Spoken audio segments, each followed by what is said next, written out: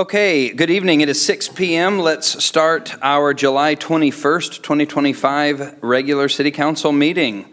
Madam Secretary, do we have a quorum? Yes, Mayor, we do. Okay, great. What is our next item on the agenda, please? Next will be agenda item number 2, which is invocation given by Mayor Greenberg, followed by the Pledge of Allegiance to the American and Texas flags.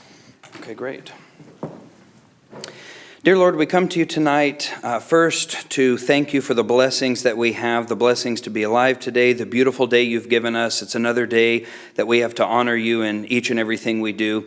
Lord, we come to you tonight, too, that as we start budget season and as we're going to have plenty of different ideas and directions that we want to take, I pray you'll give each one of us up here a spirit of discernment, a spirit of listening, a spirit of community. Please help those that are watching in our audience and those that might even be watching online. But Lord, let us use this as an opportunity to come together as a city, not just for financial reasons or things that would be cool or things like that, but also ultimately in a way to honor you. We thank you for this evening that you've given us. In Christ's name we pray. Amen. I pledge allegiance to the flag of the United States of America and to the republic for which it stands, one nation, under God, indivisible, with liberty and justice for all. Honor the Texas flag. I pledge allegiance to thee, Texas, one state, under God, one and indivisible. God bless Texas. Okay, what is the next item on the agenda, please? Next is agenda item 3A, which is quarterly report on public communications. Excellent. That's me.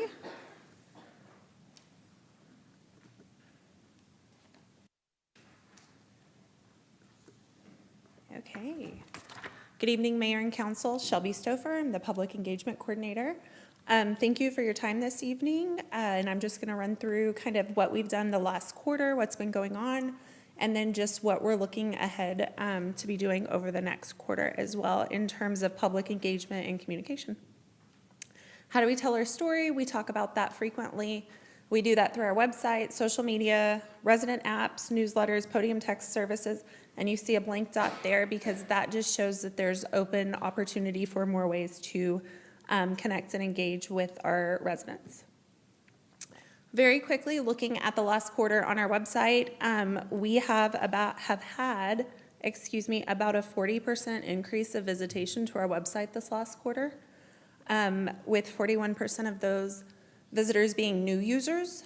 And I believe that's mostly due to the fact that we've transitioned our utility service system, payment system from the old payment portal to Invoice Cloud.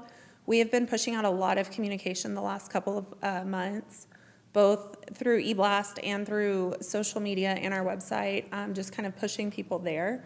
And then same as it's been, quite frankly, our top 3 sites visited are our utilities page and our payments page, which kind of leads me to that belief that it's due in large part to the Invoice Cloud transition.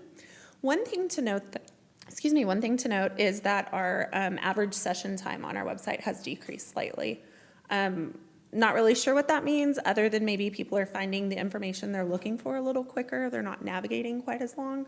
But that was just something that kind of stood out to me a little bit from last quarter's update. Our social media, I just pulled our top 2 performing posts over the last quarter. Both of those were tied to economic development, which I know Matt's going to give it kind of an update in his world this evening and talk about that. But those tend to be our highest engagement posts when we're announcing new businesses coming to the community, when we're doing ribbon cuttings, and or just kind of welcoming them and introducing them to our community.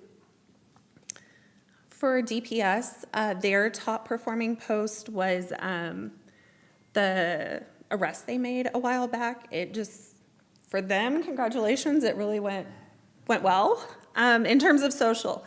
In terms of awareness and things like that, and kind of the comments and things that we saw through that was that the community really felt appreciative of DPS and thankful that they were proactive with this particular instance and situation.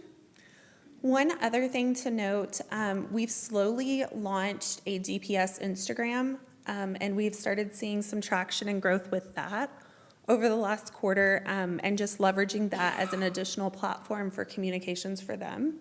We also, with both the city and DPS platforms on Instagram, I would say we tend to recognize that a little bit more of our fun or cutesy content serves so much better over there than it kind of does on Facebook, which is just something to note. But again, we're also talking to two different demographics through both channels, right? Like Facebook is going to be your more traditional kind of news, what's going on, and generally speaking, your older community demographics, where Instagram is going to be a lot younger folks that you're talking to. And what the message across the two platforms is also slightly different as well. So I say that to kind of preemptively say, look out for new and varying content coming with both channels. Whereas traditionally we've always kind of tried to share the same message across both. There may be the same core message, but maybe delivered a little bit differently going forward. Our eBlast open rates.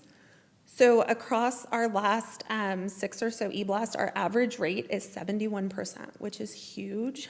Just to note that the overall industry, not specific to government or municipalities, is about 20 to 25. Municipal rates are a little higher. They tend to be closer to that 50 to 70% because it's generally issue specific.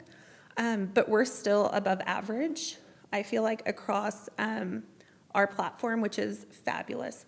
Our monthly newsletter that we send out does typically have a lower 60-ish, 65% open rate, with our issue specific, such as our invoice cloud, our road closure notices having a much higher. So that's kind of where we get that middle of the road 71%. Our click-through rate is also industry standard pretty high, with it typically being about 2 to 4% click-through. So the folks are getting it, they're opening it, and they're going to wherever we're trying to lead them to. So we're very, very pleased with these numbers. If you haven't signed up, we do have a link on our website where you could subscribe to sign up to get our monthly newsletter. So we love seeing those numbers continue to grow. And to note, at present, our Focus on Fate monthly newsletter, the email list for that is about 8,500 emails. So when we have a 71% open rate, that's a very good number, where we're able to directly communicate with our community, with our citizens. Podium Text Solutions, there's a lot on here, but a couple of things I want to note is we have 2 ways to engage with us. One is you can opt to text the city's mainline number on your mobile device and be connected with either Jerry, who's our AI agent, or one of our staff, depending on the issue you have. Or if you visit our website, you can chat in the chat box with us, and we'd be able to help you. Jerry, as we mentioned in the last update, is our AI agent, so he assists us with kind of low-hanging fruit issues that come through, and he is doing very well. So he, I speak about him like he is a person. He is our friend. We have embraced Jerry. But he really helps our staff kind of with some of the issues that are very easy and simple to correct and answer. He handles those. Omar has worked diligently with our customer service team through UB, through community services, and across some other departments on generating some FAQs and general question and answer format stuff for some of the most frequent text we get. So that's kind of really been a huge lift for us. And something to note, on the bottom left, when we started, so back in April, so the beginning of this quarter, our average response time was approximately 8 minutes.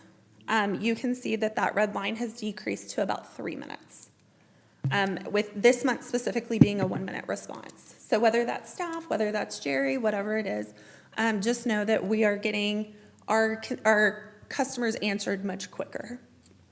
And then over the last quarter, we've had about 640 inquiries, whether through the chat box online or through text message. So Podium has really been successful for us. We were kind of like unsure about it, but I think with leveraging our current number so people can call us or text us and then having it on the website, has really helped us cut down our wait times on our phones and get residents and community questions answered much quicker. Shelby, real quick before you go. Yes. Do you have, like, out of the total number of questions, how many Jerry answered compared to how many our staff still had to answer? Do you have- I believe we can pull that information, but let me verify with Omar and check the system. Okay, yeah, and I'd be we can- interested in see, if there's Yeah. 1,000 texts, how many of those did we have to manually answer compared to Jerry? Yeah. Yep. I'll see what we can pull and I'll just send it through. Yes, of course. So something else that I help with is, in addition to communications, it is the marketing side of the house too. So whether it's event-related marketing pieces, whether it's supporting the city secretary with their boards and commission application timeline, whether it's DPS events, getting those uploaded into social, blasted out to the public, or it's economic development. I'm always here to help. Share through social and creative. So just some stuff we've done over the last few months. And then on the horizon, a couple of fun things to talk about. Our NCS survey is coming up, so you'll see just a quick timeline here. We have started working with the National Community Survey on questions, topics, things like that. Beginning mid-August, the data collection will start, so they'll send out their first round of surveys to their designated addresses, which will constitute our sample size. About mid-September, we will actually get a link where we can push it out for 2 weeks. Residents and the general public will be able to go and also submit their responses. And then a couple weeks after that, the collection closes. So it is about a 7 week process for data collection. And then it does say in here end of October, so I would anticipate probably November, early December timeframe, just pending schedules for NCS to provide an update on the community survey results. Hey Fate video series and video-based content. So last week we launched the Hey Fate video series. This is a new tool that the city is putting together. It's just a video series really kind of pulling the curtain back and showcasing our staff, showcasing what we do, how we do things, and why we're doing things most importantly. So this will kind of be, think of like a floating tour around town, starting with the department, talking about what they're doing, why it's important, how it impacts the community and residents, and just kind of telling the city's story of what we're doing and why we're doing it for them. And then, like I mentioned, more video-based content and leveraging Instagram for that. We had a couple videos go up on the DPS site that performed really, really well. Just to note, our 4th of July video we did with Fire Marshal McCord had over 2,400 views on that between our two platforms. So while there may not be a ton of engagement, likes, comments, shares, people's eyes are getting on our content that way. So we're going to lean into video a little bit more across both platforms. So I would like to see some of that on Facebook, and I do anticipate some of that. But I think that is a way that we can also grow our Instagram accounts and followers as well. Report and issues. So beginning October 1st, we will no longer be using C-Click-Fix, and this is something we've kind of been preempting you guys on. We will be transitioning from C-Click-Fix to MyGov. However, the user experience does not change. Residents are still encouraged to go to our website, click Report an Issue, and it will directly push them through. Anybody who has used C-Click-Fix in the past is currently getting a notice anytime they log in or go to report an issue that this service is kind of no longer being utilized and pushing them to the MyGov service. But you'll see, again, just some messaging and a campaign going out on that in the next few weeks. Is MyGov like an app like C-Click-Fix, or is it just going through the Fate Texas website? It is through the website. Okay. It is a link. I can provide the actual URL Okay. for y'all as well. The best way to do it is go to our website and then report an issue. But there is no active downloadable app Okay. like C-Click-Fix has. But people will be able to provide pictures, kind of like they do with Yes. C-Click-Fix? Okay. Yes, ma'am. Yeah, it will look a little different, but my understanding is the functionality is very similar to what we're already doing. And that's my presentation. Do you guys have any questions? Aside from the AI responses? Questions from council? Maybe no questions, but I'm excited to see the engagement and looking forward to that. I think that's going to be a lot of fun, and happy to help in any way I can. Awesome. Okay, thank you so much. All right, what is the next item on our agenda, please? Next item will be Agenda Item 3B, Quarter 2, 2025 Economic Development Update.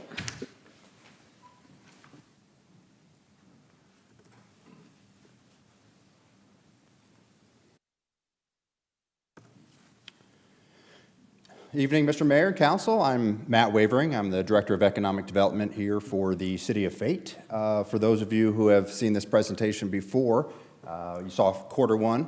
This is quarter 2. This will all be available. It's already available on the city's website. I'll show you how to get there later in the slide deck. Feel free. I'm going to be updating you all on projects that you've seen before, you've heard before, but also there's some new information, new updates in here, new businesses that are open. If you have questions along the way, feel free to interrupt me. That's fine by me, and I'll leave some time at the end to answer just general questions that I maybe don't cover. Michael has said I need to hold this to maybe 60 or 70 minutes. So, no, my bad. Just kidding. Just kidding. There is a lot of positive things happening right now in Fate, and so what you're going to see today is an update on new businesses, commercial development, commercial growth, and a lot of the exciting things that apparently social media likes to talk about. So I will constantly remind all of you that my old adage, masterpieces take time. A lot of the projects you'll see here, you've heard about for months at a time, and you'll probably hear me updating you continuously about them. But masterpieces take time because development takes time. And this is something else that those of you who saw this presentation 3 months ago will remember, but this is just to help paint the picture of the time and effort that goes into a new business opening in Fate. In order to get that company into lease space or get a building built, we first have to start with a master land developer who goes and chases after the land entitlements, works on infrastructure and the public utilities. Sector developers have to come in that specialize in a retail or office sector, build that out, attract the tenants that they know how to work with, and then those individual lot developers have to come in and build a building and actually make the big investment. So this whole process, if it's at lightning speed, can happen in 3.5 or 4 years. So just overnight. But most of the time it takes 5, 6, 7 years. We have many entitlements and infrastructure projects that started decades ago that led us to today to get to the point where we can attract a new company, a new developer can build something, and we can backfill that space with a user. Okay, so the common question that we all get is what's being built at such and such intersection? What's that thing going on over there that I see on my commute every morning? We have answered that question with the active projects map, and you can find that. There is a URL at the bottom, but you can go into the Planning and Development Department section of the website under Department header. You click on Active Projects Map. When you do that, you get something that looks like this, and you'll see all the icons on the map, plus you'll have a list of all of the projects that are on there. Now, so you can see at the corner, you click on that little building, pops up 7-Eleven. It tells you what that is. Obviously, it's a gas station and convenience store, and then it tells you what the status is. It just simply says under construction. Now, my presentation, I speak to my colleagues and I get a little bit more information. I speak to the business owners, the developers, and I find out, well, okay, under construction, great, but when's it going to be done? You know, a lot of times they'll say, yeah, it'll be done in 2025. I'm giving you a little bit more accurate information based upon what we have in front of us. This presentation represents 32 new commercial developments and businesses. Now, that doesn't just mean there's 32 projects or there would be 32 businesses, because many of these, if a strip mall is being built, for example, that would hold 5 tenants in the future, I'm counting that as 1, because I haven't identified 5 tenants yet. So that number could escalate to 50 or so, just from what's in the pages here. Those developments represent 750,000 square feet of commercial development. That's property taxes, that's business personal property taxes that the individual residents that live here in Fate that are paying taxes do not have to pay. So this helps to diversify the tax base, and that's not even to mention the retail sales tax that is created from the many retailers we're talking to. Here's another popular question I get, and with the magic of AI, I've created the ideal scenario. Why do we get so many daycares and dental offices and car washes, and why do they come all at the same time? We had 0, and now we have 5. Why is that? And so I asked AI that question, and it produced a daycare center / car wash / dental office, which is not proposed for the city of Fate, but that's what it would look like. And the answer to this question is it's simply pent-up demand. When you get a town going from 500 people in the year 2000 to nearly 30,000 25 years later, there tends to be a lot of pent-up demand. And what happens is that population growth, of course, follows, and the traffic counts follow that. And when you are all sitting at home thinking to yourself, man, you know what Fate needs? X, an ice cream parlor. There are 5 other people that are thinking that same thing, and 3 of those people have the wherewithal to actually do that and actually open up that ice cream shop. There's lead time associated with it. So if you have that idea for your new daycare, or you're a dentist and you want to open up a new office in Fate, and you're in Wiley right now, you want to open a second one in Fate, there's lead time. There might be a year worth of planning involved. You have to go convince your lenders to borrow money. Maybe it's your partners. Maybe you have to raise the capital to get there. And then on top of that, there's just the process of getting approvals, whether it's zoning or if it's infrastructure that needs to be installed, or maybe it's getting a TxDOT permit for a curb cut, something like that. All of that factors into it. After you get a couple of car washes or a couple of dental offices opened up, then you start to see that the market signals. And what I mean by that is, man, that new car wash opened up and it's packed all the time. So car wash operator B says, hey, Fate has a lot of people who have dirty cars. We need to clean their cars too. And so because of that, it creates that lead time, and that cycle starts back over, and then more hit in the next cycle. The other thing you have is, and this is not necessarily related to daycares, dental offices, and car washes, but you have the clustering effect. And that's something that retailers love to do. That's why when you go to a particular shopping district and you see one restaurant open up, it's never just going to be one. A lot of those corporate guys, they like to follow each other around. And I used to do site selection for Logan's Roadhouse, for example.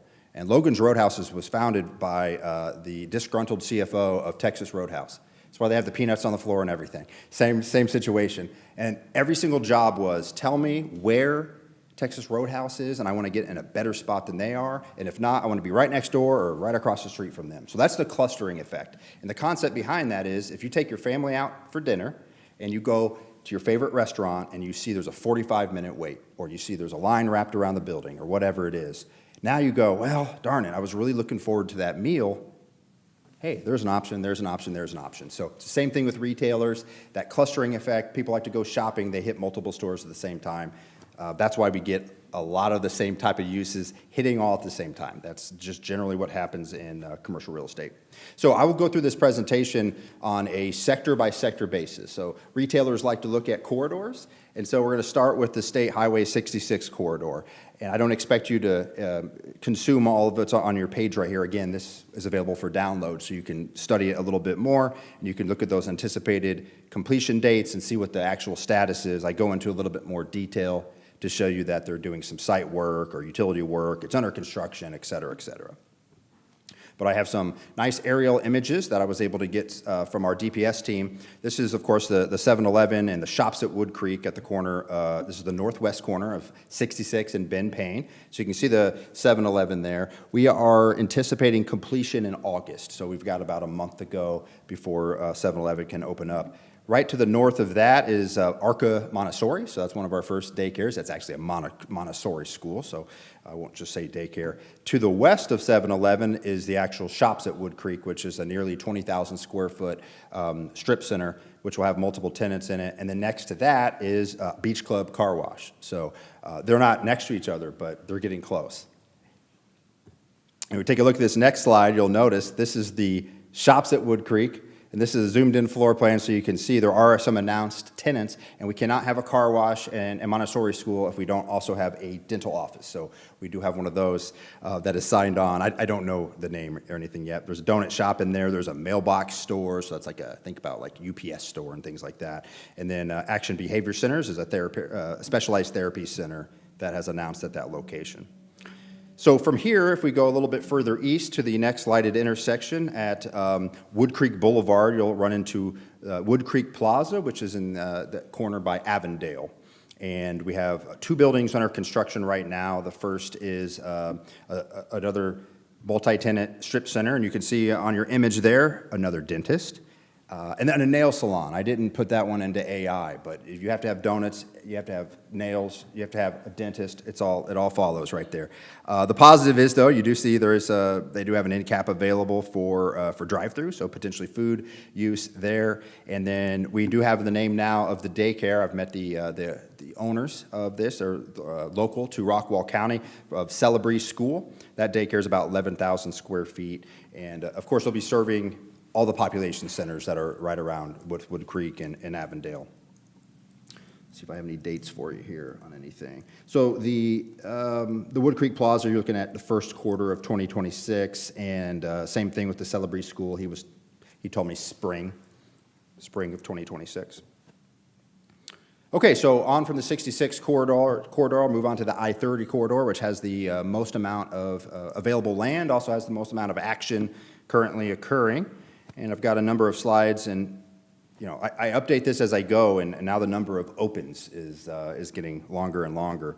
Now this one's not open right now because we're limited to fireworks sales around the 4th of July, but I did stop in here on July 3rd and purchase my fireworks for Independence Day. Alamo Fireworks did replace their old dilapidated building with a brand new one. Looks much, much nicer. They tore down the old one, and man, they were moving people in and out of there on July 3rd.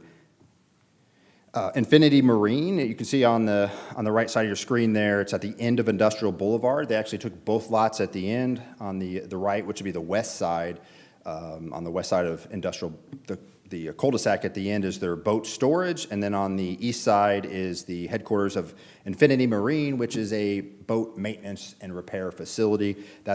Most of these pictures are about 3 weeks old because I did give this presentation to the MDD, sorry Rick, once already, but I did update a few of these slides for you, but some of these are a little bit dated. So if you see a picture and go, that's crazy, that building's already done, that's because I can only keep up so quick.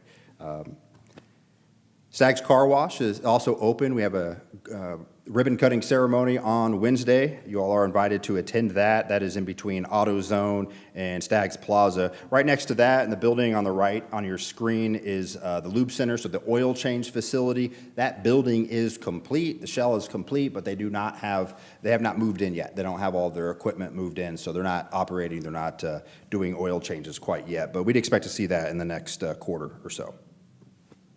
AutoZone, again, this is an example, a picture I took right at the end of June, and they've made a lot of progress since then. This contractor really knows what they're doing. So they're expanding this existing store into what they call a regional mega hub. And what is that? That's basically they scatter metropolitan areas with a ton of basic stores, and then they add some mega hubs in certain areas. And those mega hubs have more specialized parts.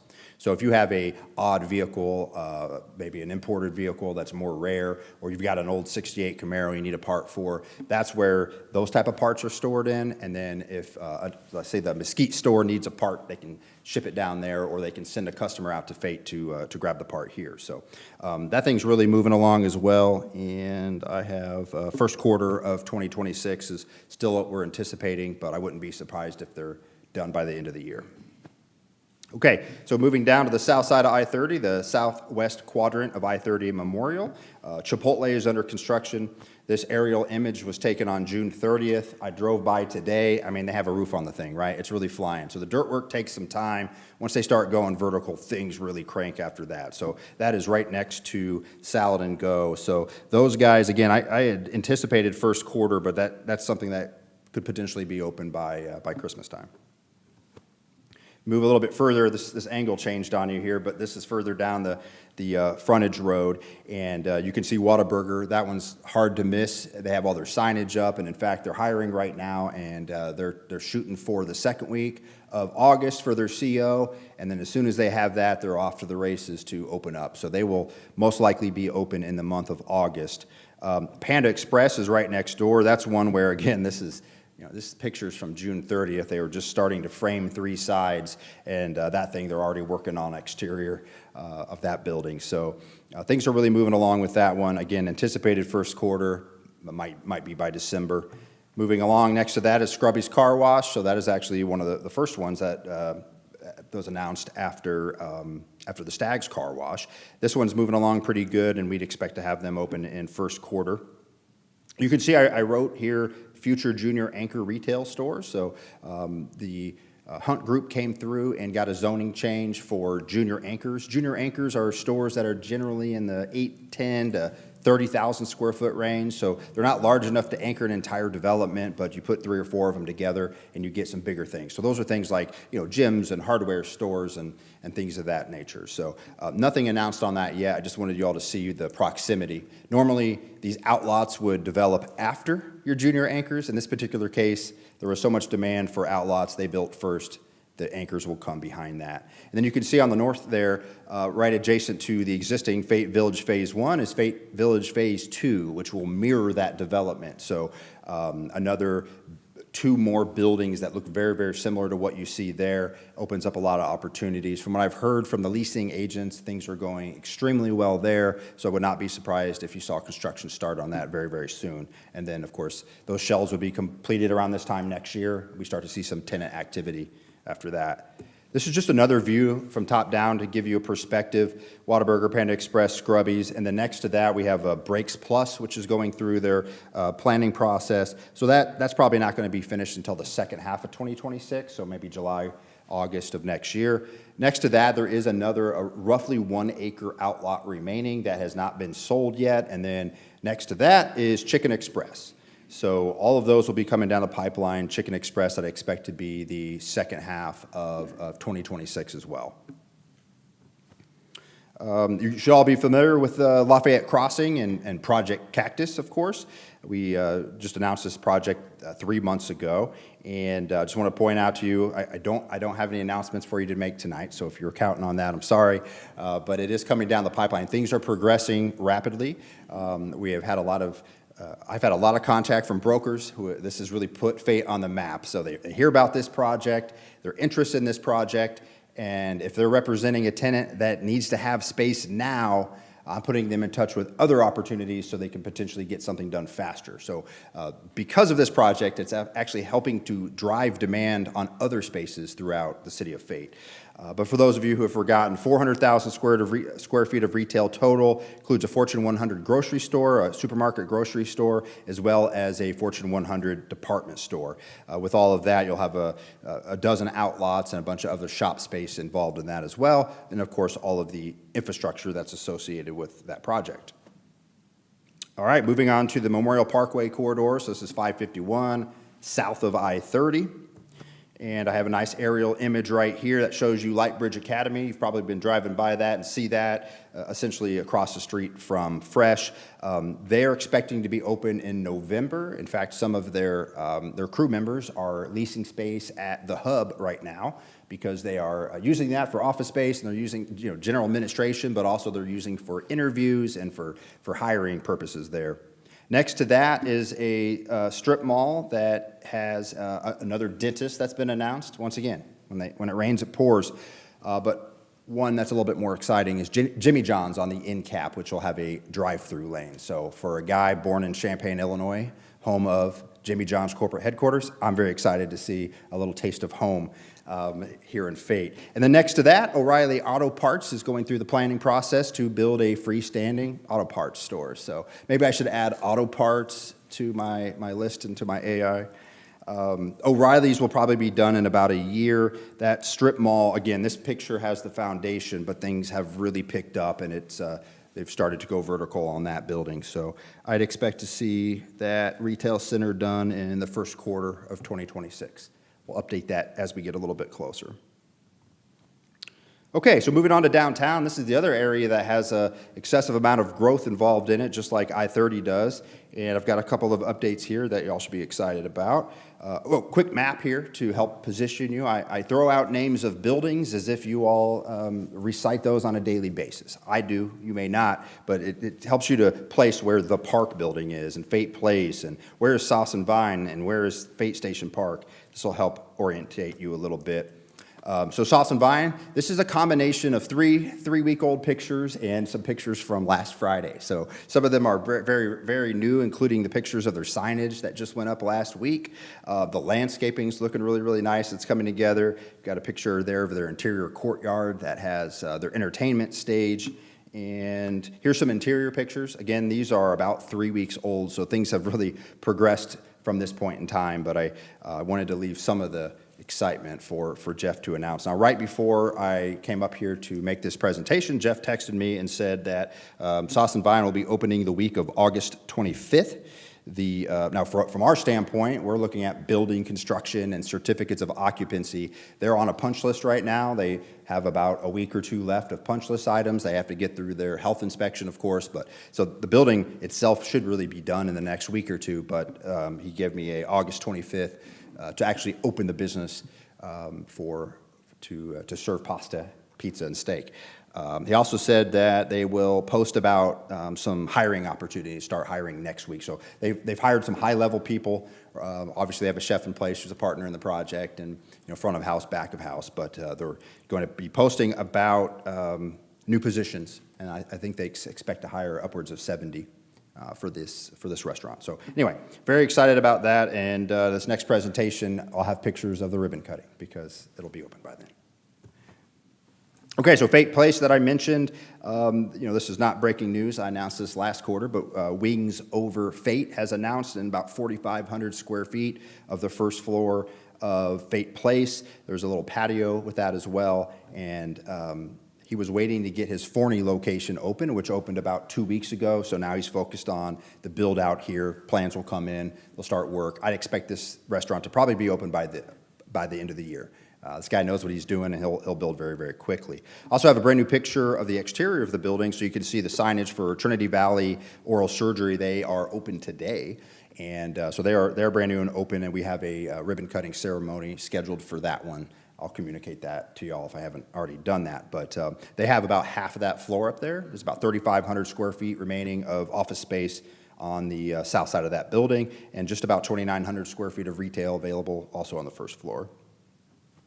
A couple of our ribbon cutting ceremonies. So a lot of you joined us for the grand opening of Beer Me. It's been a very popular location that backfilled the Beer Geek space in downtown Fate. And then a picture of Grub 30. So I wanted to call attention to this one because the man with the red hat in the middle is Fred Brown. And Fred is sick right now. He's extremely sick, actually. So I'm going to show you a little bit later how to find Downtown Fate. We have a new Facebook page, and on there you can find information. If anybody listening at home has any interest in supporting a couple of Fate residents who have kids at home and dad can't work and mom can't, so it's a sad situation, but help these guys out. They work really, really hard. So.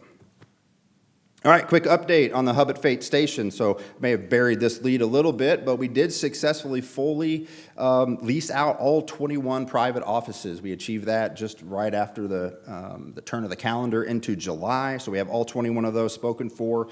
And then because of that, the dedicated workstations have started to get a lot of interest. So I have 3 that are dedicated right now, but I just sent another one out today, and then we had another tour for one today. So we might have up to 5 of those taken. I will leave a couple of those open so that social members can have access to those hot desks. That's another thing that the social memberships have really picked up as well. We had 1 or 2, and now we have 6. There is also a Facebook page for Fate Station Hub. It's probably not too exciting for anybody who's not a tenant there. We use it for marketing reasons, and then we use it for our tenants there to be able to communicate amongst themselves. But if you all got your photos taken at the hub, and things were getting a little bit louder and more active around there, but I can tell you with all those spaces full, there's always something going on around there. So it's getting pretty exciting. I have a question before you go forward.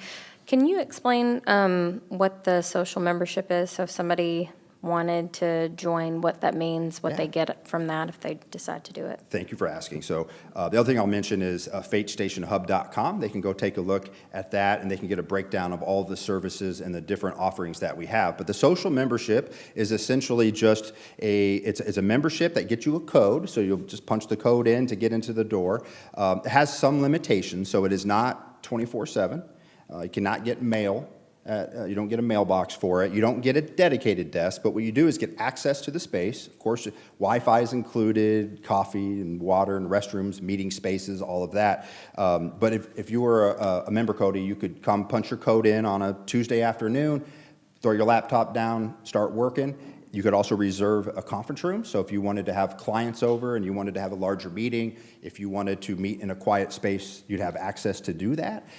When the workstations are available, you can actually reserve those, and you can use that for the day as long as it's not fully dedicated or used by somebody else. So again, some limitations, but for $250 a month, you get access to the space. It's almost like having access to Starbucks, but you don't have to buy any coffee. And I think it's a little bit nicer than Starbucks. But thanks for asking. FateStationHub.com. If you want a tour, you can schedule a tour on there, and then you can get the private tour of the facility. Okay, so here's the Downtown Fate Facebook page. It is very difficult to find. It's just Downtown Fate. You just punch that in. You'll find it very, very quickly. We have gained a lot of followers here. We announced some of our upcoming events. You can see there's a posting there for the Halloween event that will be held on October 25th. And you can see the ribbon cutting we shared downtown with Domino's from a week or so ago. But please like us and follow us there. This is one that's probably a little bit more interesting than the Hub Facebook page because we talk about events there and grand openings. We share information from the not the residents, but the businesses that reside downtown. Number of events that we're working on. Some of these you may be familiar with. A few that we're working on, like Cars and Coffee downtown. We're talking about doing a Mardi Gras in February, a parade. We've done Easter before, and we're also talking about doing a Kentucky Derby party first Saturday in May. Anyone been down to the Fate Station Market on Saturday? I know I ran into a couple of y'all there, so thanks for coming. The very first one was in June. We kicked that off. We had 22 vendors there, and a couple of hundred of the public came through. Last Saturday, we had, we had 27 vendors there, and I would say about 100 an hour, so we probably had about 400 shoppers come through there, and I've got a few pictures from that if you couldn't make it, but I purchased enough to cook 3 or 4 dinners worth of veggies, and what else do they have? Oh, sourdough was there. I got some salsa, some honey, a number of other things. So it was a great day. There's some entertainment down there. Willie is a local resident and a DJ, and the guy just has tons of fun. It's worth going downtown just to go say hi to Willie during the Fate Station Market. Second Saturday of every month. We have that booked all the way through December. If things go well, we'll keep that going. You're all familiar with Fate Station Park. I just wanted to add this slide because it's part of downtown. And then a couple of entrepreneurial type initiatives. Now this actually occurred July 10th, so this was in third quarter, but it just happened. City of Fate was a session sponsor for the Roy City Chambers Small Business Summit, and along with that, we got a few tickets. We sent a few business owners from Fate down there, and there's a picture of a couple of them. That's Beer Me and Fate Creamery representing Fate. But anyway, it was an opportunity to network and to learn. There was a bunch of different breakout sessions from small business owners, and we were honored to sponsor that event. This one I'm really excited about. So we've talked about existing businesses, we've talked about new businesses, but this is new businesses. This is the future of Fate. I'm really into seeing what small kids can do, how they can break into the business world at a young age. And so we've partnered up, we teamed up with the Children's Entrepreneur Market. It is a market run 100% by kids. In fact, you have to be ages 5 to 17 to sign up. If you're too old, you can't participate. And parents are not allowed to do the selling. Parents are not allowed to make the products. This is a situation where it's children run. They run their own booth. And this is going to take place at Celebrate Fate. So in addition to all the typical vendors that we have for Celebrate Fate, there'll be a special section just for the children entrepreneurs. There's 2 places you can find information. kidsmarkets.com, and they also have a Facebook page. It's the Children's Entrepreneur Market, but it's facebook.com/Children entrepreneurs. And I want all Fate residents who have kids aged 5 to 17 to mark their calendars. The registration does not start until August 1st. And they'll open it up to any children in the area from all over, but we don't want those Rockwall kids. We want Fate kids representing Fate at the Children's Entrepreneur Market. So please share this, promote this. I'll work with Shelby to put out a particular post on Thursday that will focus on this event. I would just love to see the next generation starting their new idea. This is education. This is how you learn how to be an adult. This is how you learn how to run things for yourself like a boss. So I'm excited to see the kids of Fate there. Other marketing initiatives, we worked last year mostly to do all the filming. I worked with Shelby on this to produce a number of small videos and one lengthy one. There's one that's just kind of like a general Fate promotional community type video. We have one that promotes the Hub at Fate Station. We have one that specifically talks about economic development with some interviews from Mike Shelley, the owner of Red Dirt Social. And then we have a promo piece for Lafayette Crossing as well. So all these videos are complete, and we're starting to get these posted up on the website and various places. We'll start sharing these things on socials as well. So please check those out and share them when you see them. Okay, where can I find the presentation? There's a link at the bottom of your page. This is simply a link to the Economic Development Department website. Once you click that, scroll down, you'll see that's the first quarter update in this image on your screen. It's now been replaced with the second quarter, and then right underneath that, if you missed everything from the first quarter, you can still download a first quarter update. So by the end of the year, I'll have all 4 quarters on there. You'll see all the updates that have happened over the course of 12 months. Okay, that's all I have for you this evening, but I'm happy to answer any questions or cover anything that I may have missed or glossed over. Questions? Okay, well, thank you very much. Yes, sir, thank you. Okay, what is the next item on our agenda, please? Next, we have agenda item number 4, public comment. I've received one request to address the council from Alan Robbins, address 309 Amos Court. Welcome. Alan Robbins, 309 Amos Court, Mayor, Council. I was looking at the proposed budget and was kind of disappointed to see that in order for us to increase for 3 firemen for our Southside Station, we're having to decrease police. As of a couple of weeks ago, we were finally fully staffed on our police force, and I'm worried that decreasing the amount of people on our police force going forward will put us in a bind at some point as we start to get some attrition and some turnover there.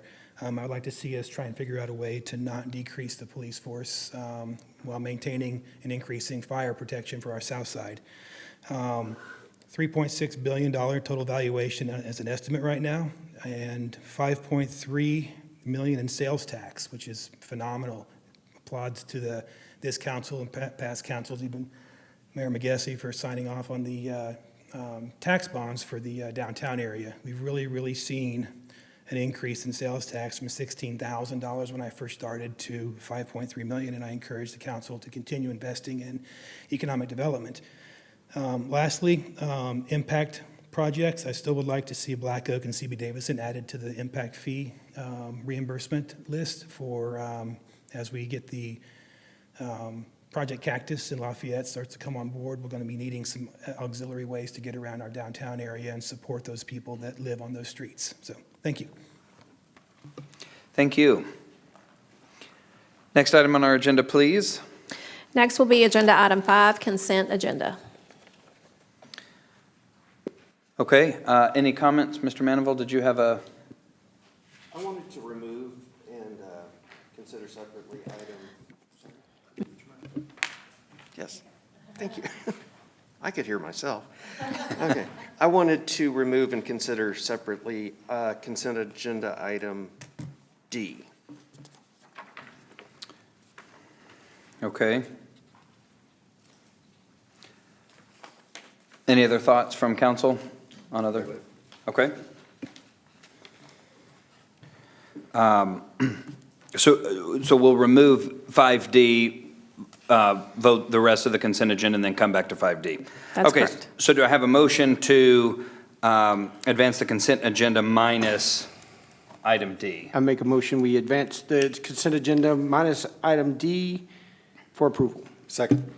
Okay, we have a motion and second. Any other discussion? All right, we'll begin voting.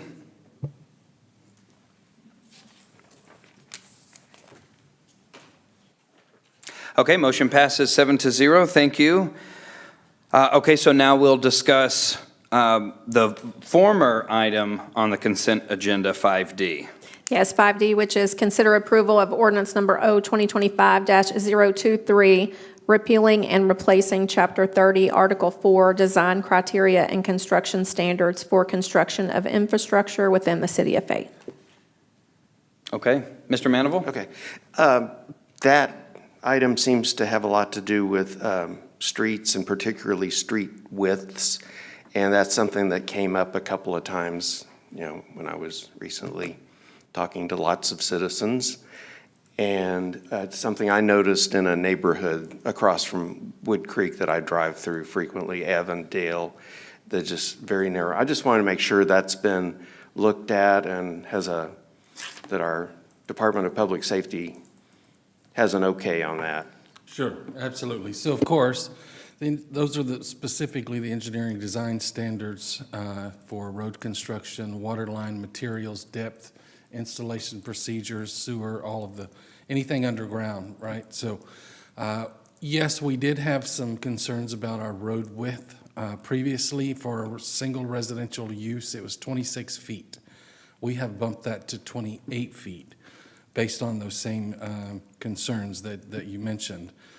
We tried some narrower streets because, of course, ideally there's some cost savings, right? If you cut a couple of feet of concrete for a couple of miles, that's a significant dollar amount. The payoff wasn't quite as valued as we anticipated. The result is, right, you're still going to have cars parked on the street. You have 2 cars on both sides. That's, you've got 16 feet taken away immediately. That leaves you a passing width of 10 feet, ultimately on the narrower road. Although our cars are only, an average pickup truck's 7 feet wide, or actually 6.5, but our perception, right, 10 feet really is tough to drive through. So, but yes, sir, we did. We actually met on that specifically, the roads between all of the departments. We settled on 28 feet minimum, so that gives you a 14-foot lane on each side. So again, you take away the 8 feet on each side, that gives you a 12-foot now to drive through. So What is the width of a fire truck? they're about 8 feet, 8.5 feet. Okay. Yeah, 96 inches is typical of a fire truck or a trash truck for that matter. Yeah. Chief, is there any School bus. issues or concerns with the fire trucks being able to get up and down at 28 feet wide? No, we talked about this quite a bit, and, the width of the street is important to us because of the size of our trucks, but plus we got open doors and things like that. And so some of those things is one thing to go down the street, it's another thing to operate around it during an emergency, Sure. plus ambulances. And so those were our concerns, but we talked at great length about this to make that our minimum standard. Okay, sounds good. Mr. Hatley? I wanted to, what kind of consideration is the width of the streets, given that if you have a fire truck that has to fly down that street, an ambulance that has to fly down that street really, really quickly, if they were saying, I drove down one literally the other day, I'm in a pickup truck. If you've got 2 of those on each side or 1 of those in the car, I had to very carefully ease through there. I can imagine a fire truck and an ambulance, which, milliseconds matter at that point in time, sometimes between life and safety and permanent damage from what you guys do. It's Well, in the neighborhoods, we do try to drive slower, and sometimes just the size of the apparatus, that just happens because they are big, heavy trucks carrying water. And so the slower pace is actually kind of good for us. And so it's slow and steady. The ambulance is probably a little more quick than we are. But they're also just a little bit smaller too. Now, if you did have if there wasn't enough room, and there were cars parked on either side, truck, car, 2 cars, whichever combination, and it just, for the way they're parked, you couldn't get through, are you gonna have to ram them? Probably. Yeah, on there, and that potentially could, I mean, be a lot more to $1 million fire truck. Yeah, that's a lot more damage than probably some extra road would be.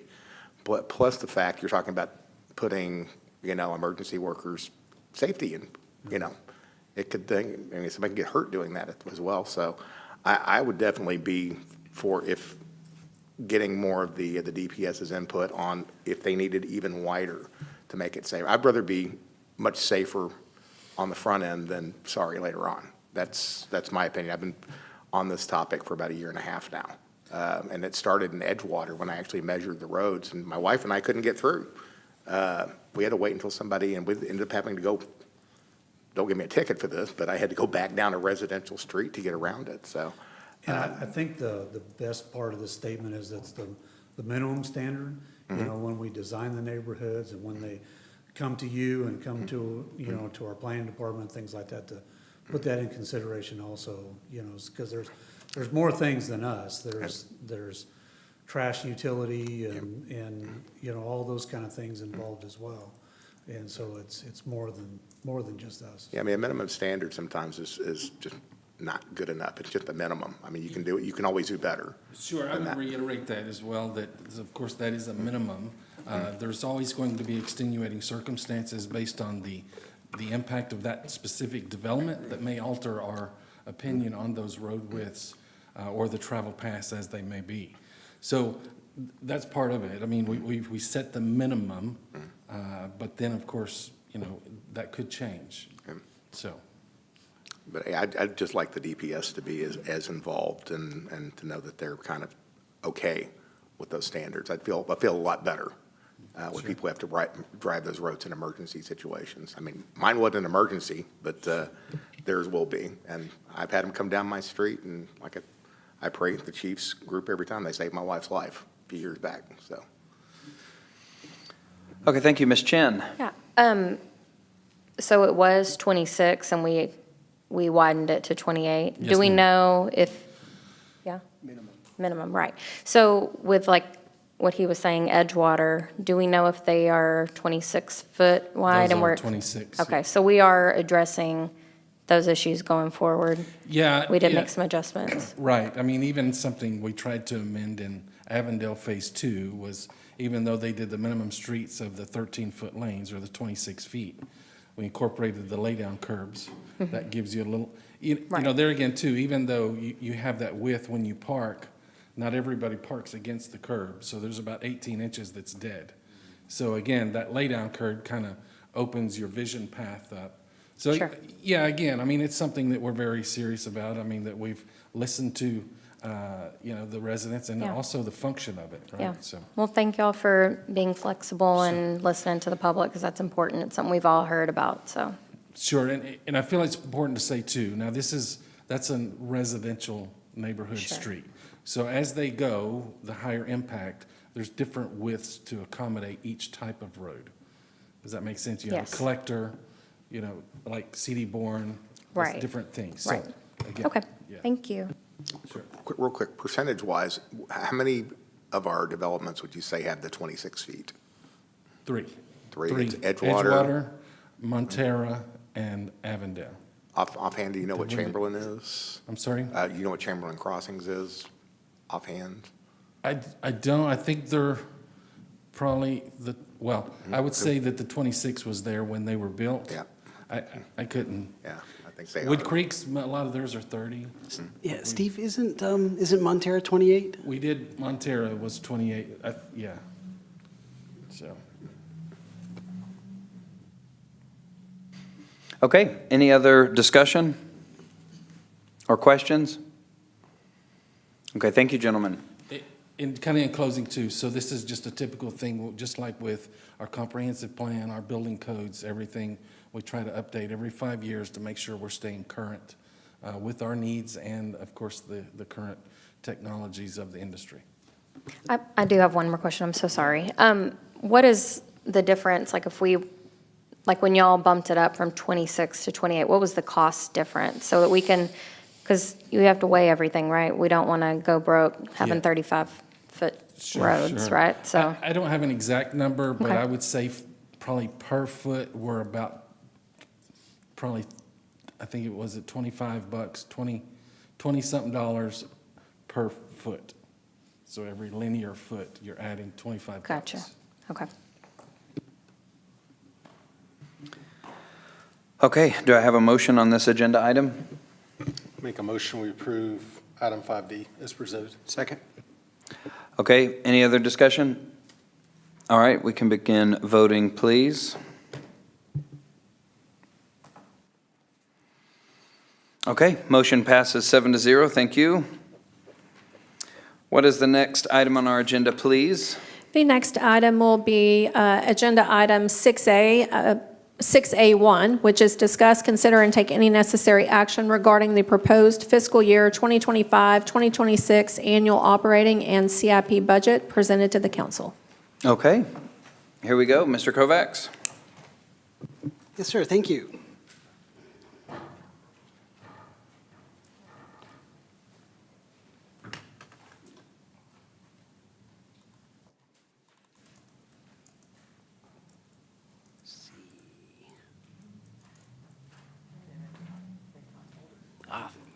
Thank you.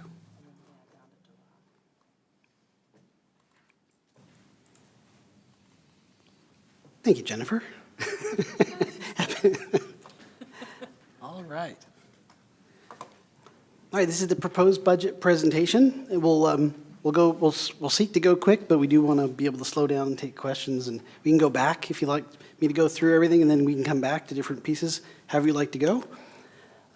Just a recap of our strategic priorities. Public safety, number one, fiscal resiliency and accountability, and then sense of community, sustainable infrastructure and services, and service excellence and economic growth being our last one there. So those were the ones you identified in your strategic priorities workshop earlier this year. So we took that, and of course we used that to start generating the budget as we get things put together. Here's a quick snapshot and some emerging pressures. Some good news, property tax, 7.2 million now. Sales tax, this is my favorite one. Sales tax in the general fund, over 4 million. So that's a big milestone for us. Franchise fees, not as robust. Licenses and permits, also good news. Those are essentially holding. They're fairly flat, which is good because we've been worried about them coming down, but that has not started yet. So still lots of activity there. And court is up a little bit. In all, projected revenue is up about 2 million for the general fund. So some other things going on. We've got a little bit of FTE growth. I'll address that to DPS question. And of course, we've got the big two things are DPS and roads. So if you look at the general fund, and we'll take a look at some spending. In general fund, that's essentially where it goes. We wanted to kind of take the approach of, if you're a citizen thinking about what's the best value approach, so what are we kind of getting for the extra funds that we have to contribute to, and is kind of that worth it, and try to leverage that as the best we can. Inflation cost pressures are down, which is nice this year. We're starting to see, I think I talked to Lee a little bit, we're starting to see some different pieces of the economy getting a little bit hotter again. We'll see. And then, of course, we want to be aware of our maintenance responsibilities, primarily roads and utilities. All right, so as we get into the discussion of the budget, we have applied the de minimis tax rate, which is a little bit higher than the 3.5, and then which is also called the voter approval rate, and then higher than the no new revenue rate. Just a quick comparison. This is current year, fiscal 25 tax. This is the top 10 in the Metroplex as tracked by the Dallas Regional Chamber. And so right now we're at 7, and we'll show you where we may end up a little bit later here. So your top 10, 29, Keller still hold at 29.11 is Keller. And of course, Rockwall, our buddies, Rockwall, 24.7. The de minimis rate, here's some tax comparisons that we're looking at. So the de minimis rate would take us, with the debt in DPS bond, it would take us to 29.9, essentially. The different tax rates, voter approval rate, a little bit less than that, 29.1, and then the no new revenue rate still quite high at 28.4, and that's largely due to that debt. And so then you can see, if you drop down a little bit, you can see here on the bottom table what that means in an annual increase as far as the de minimis, the voter approval, or the no new revenue rate. And then we broke it down by month because it's also kind of fun to see, you know, how do you make that work in your budget, and kind of going month from month if you've got a monthly budget. Tax rates over the last few years are fairly steady. You can kind of see every time we issue debt, they go up a little bit, and then they start to come back down again. So that's kind of a historical taxes over the last 9 years there. All right, and then some more numbers. Fiscal year 26 compared to 25. The average home value. Some of our folks saw decreases in their home values. Some of them saw increases. So overall, a general 6.39% increase, and that translates into a de minimis. You can see the de minimis impact there and the tax difference. And this is pre-certified tax roll. We should get all the appraisals in from the tax office by this, I think it's July 20th. So we should have a final tax roll, but there's not many left right now. There's not many protests left. Here's the use of funds by department. And so you can see on the bottom there, police and fire, our biggest operations out of the general fund. And then the transfers out, also a pretty significant piece, and that is largely for road maintenance. So we transfer funds out of the general fund into a special road maintenance fund so that we can kind of have that live kind of beyond the fiscal years. Gives Scott a lot more flexibility to use that. And you kind of see the rest of the mix. Public safety. Okay, this is probably the most confusing part of the budget so far. We're still filling authorized jobs. We're still full, right, Chief? We're still full on police. Excellent. So we've got our police. We do have the detective still, right? So we've got a detective that we have to hire yet, and then I think that's about it. That's about it. Just the detective slot. So we're almost at fiscal year 25 authorized levels. That's taken us probably since we did the big increase for fiscal, let's see, we did that study in 23, so it's taken us a year and a half, 2 years almost to really get staffed up. We have applied to the fire administration with FEMA for the SAFER grant. So for 12, we've applied for 12 firefighter positions. In the budget, we have matching funds, so they don't show as positions, but they are, if you look at the fire department budget, there's a line item in there that says grant matching funds. That's about 300,000 plus. And then we've got equipment kind of scattered into the rest of the fire department budget, enough equipment to outfit those firefighters. So the plan is, and the reason we're doing this is because the grant award is likely to be after the budget's passed. So we've got funds for matching the grant. So it'll take that 300,000. So we'll pay about 25% of the salaries for the 12 people. And so if we get the grant, we have 12 people, we have matching funds. If we don't get the grant, then our intention is to turn those matching funds into firefighters. So that would fund 3 firefighters. So we don't show those as increases in the budget because we've got them as matching funds right now. And part of that's just semantics for the agencies to see what we're up to. The other kind of confusing part in the budget, if you look at the public safety department, you look at the staffing totals, we've realigned kind of police and fire a little bit. So as we've lost public safety officers, we used to assign a public safety officer to the station, and he could roll out if it was a bad situation, he could come out of the station. But essentially he was assigned, or she was assigned to the station with firefighters. So as we've lost public safety officers, we've got a couple left. And then we've got some promoted up into leadership, and we've then replaced, kind of dividing the departments as one of your goals. We've replaced them with single certified officers and single certified police and single certified fire.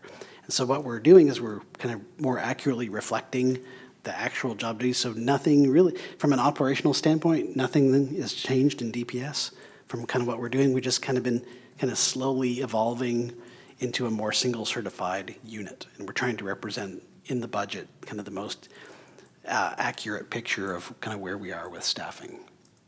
So I hope that was a good explanation. Chief can give us some more if we need it. But we are proposing, so if we get the grant, 12 people, it's a bunch of firefighters. If we don't get the grant, we'll have 3. So we are increasing, net staffing to DPS will increase by 3. All right, and we can come back to that if you like. The TMRS retiree COLA, we do have a window this year to adopt a non-retroactive COLA. And so that is the approximate cost. Most of it is for DPS. And it's an increase to the CPI, so you can't really increase it the whole way, but you can increase it 70%. So whatever the CPI calculation is and multiplied by 0.7 would be applied to retirees going forward. And then this is a list of different cities in the area. These are the cities on our pay study, I believe. So we use the same cities as our comparison for our pay study. Most of them have a retroactive. We're proposing a non-retroactive COLA for retirees. All right, staffing per 1,000. This is kind of a general approach. As you know, we prefer to have a smaller and more well-equipped and better paid staff. And so far that strategy has been working for us. As the population continues to grow, we've been kind of peaked about 23 as far as our staffing per 1,000, and we think we're starting to come down again. And so that is, sir. Finish your statement, sorry. That's all right. I was there. All right, can you roll back to one slide? So if everyone around us is doing a retroactive 70%, what is the difference in cost of a retroactive to a non-retroactive? Lee, do you remember it wasn't a whole lot. Essentially, just to explain the way the retroactive works, essentially the retroactive would say that the benefit you just put in place should apply to everyone who is already retired. So I think we looked at it, and I remember, this is not the average person, but I remember there was a clerk or something like that retired, and I think they would go up like $4 a month. Right, and go backwards. They would be paid as almost if you had it. So you go back and figure when someone, and the retirement system does this, you go back and figure out when they retired. So if they retired 20 years ago, you go back and factor in this cost of living sort of thing. So they may get a small increase. So it would apply, essentially if you did a retroactive, it would apply to all retirees that are actively now retired. I guess my question And we're is, so young, like we're such a small city, right, that it didn't seem like so much. And it the didn't previous really slide matter had much. a figure of $300 and something thousand on there. I guess one more, 366,000. What is that number if you were to do the retroactive? You can take a guess, Lee. I'm sorry, I was talking. That's all right. So we're at 366 on the cost if we do a non-retroactive. If we did a retroactive, do you remember what the quote was from TMRS? Lee, could I get you to come to the microphone? Thank Sorry. you.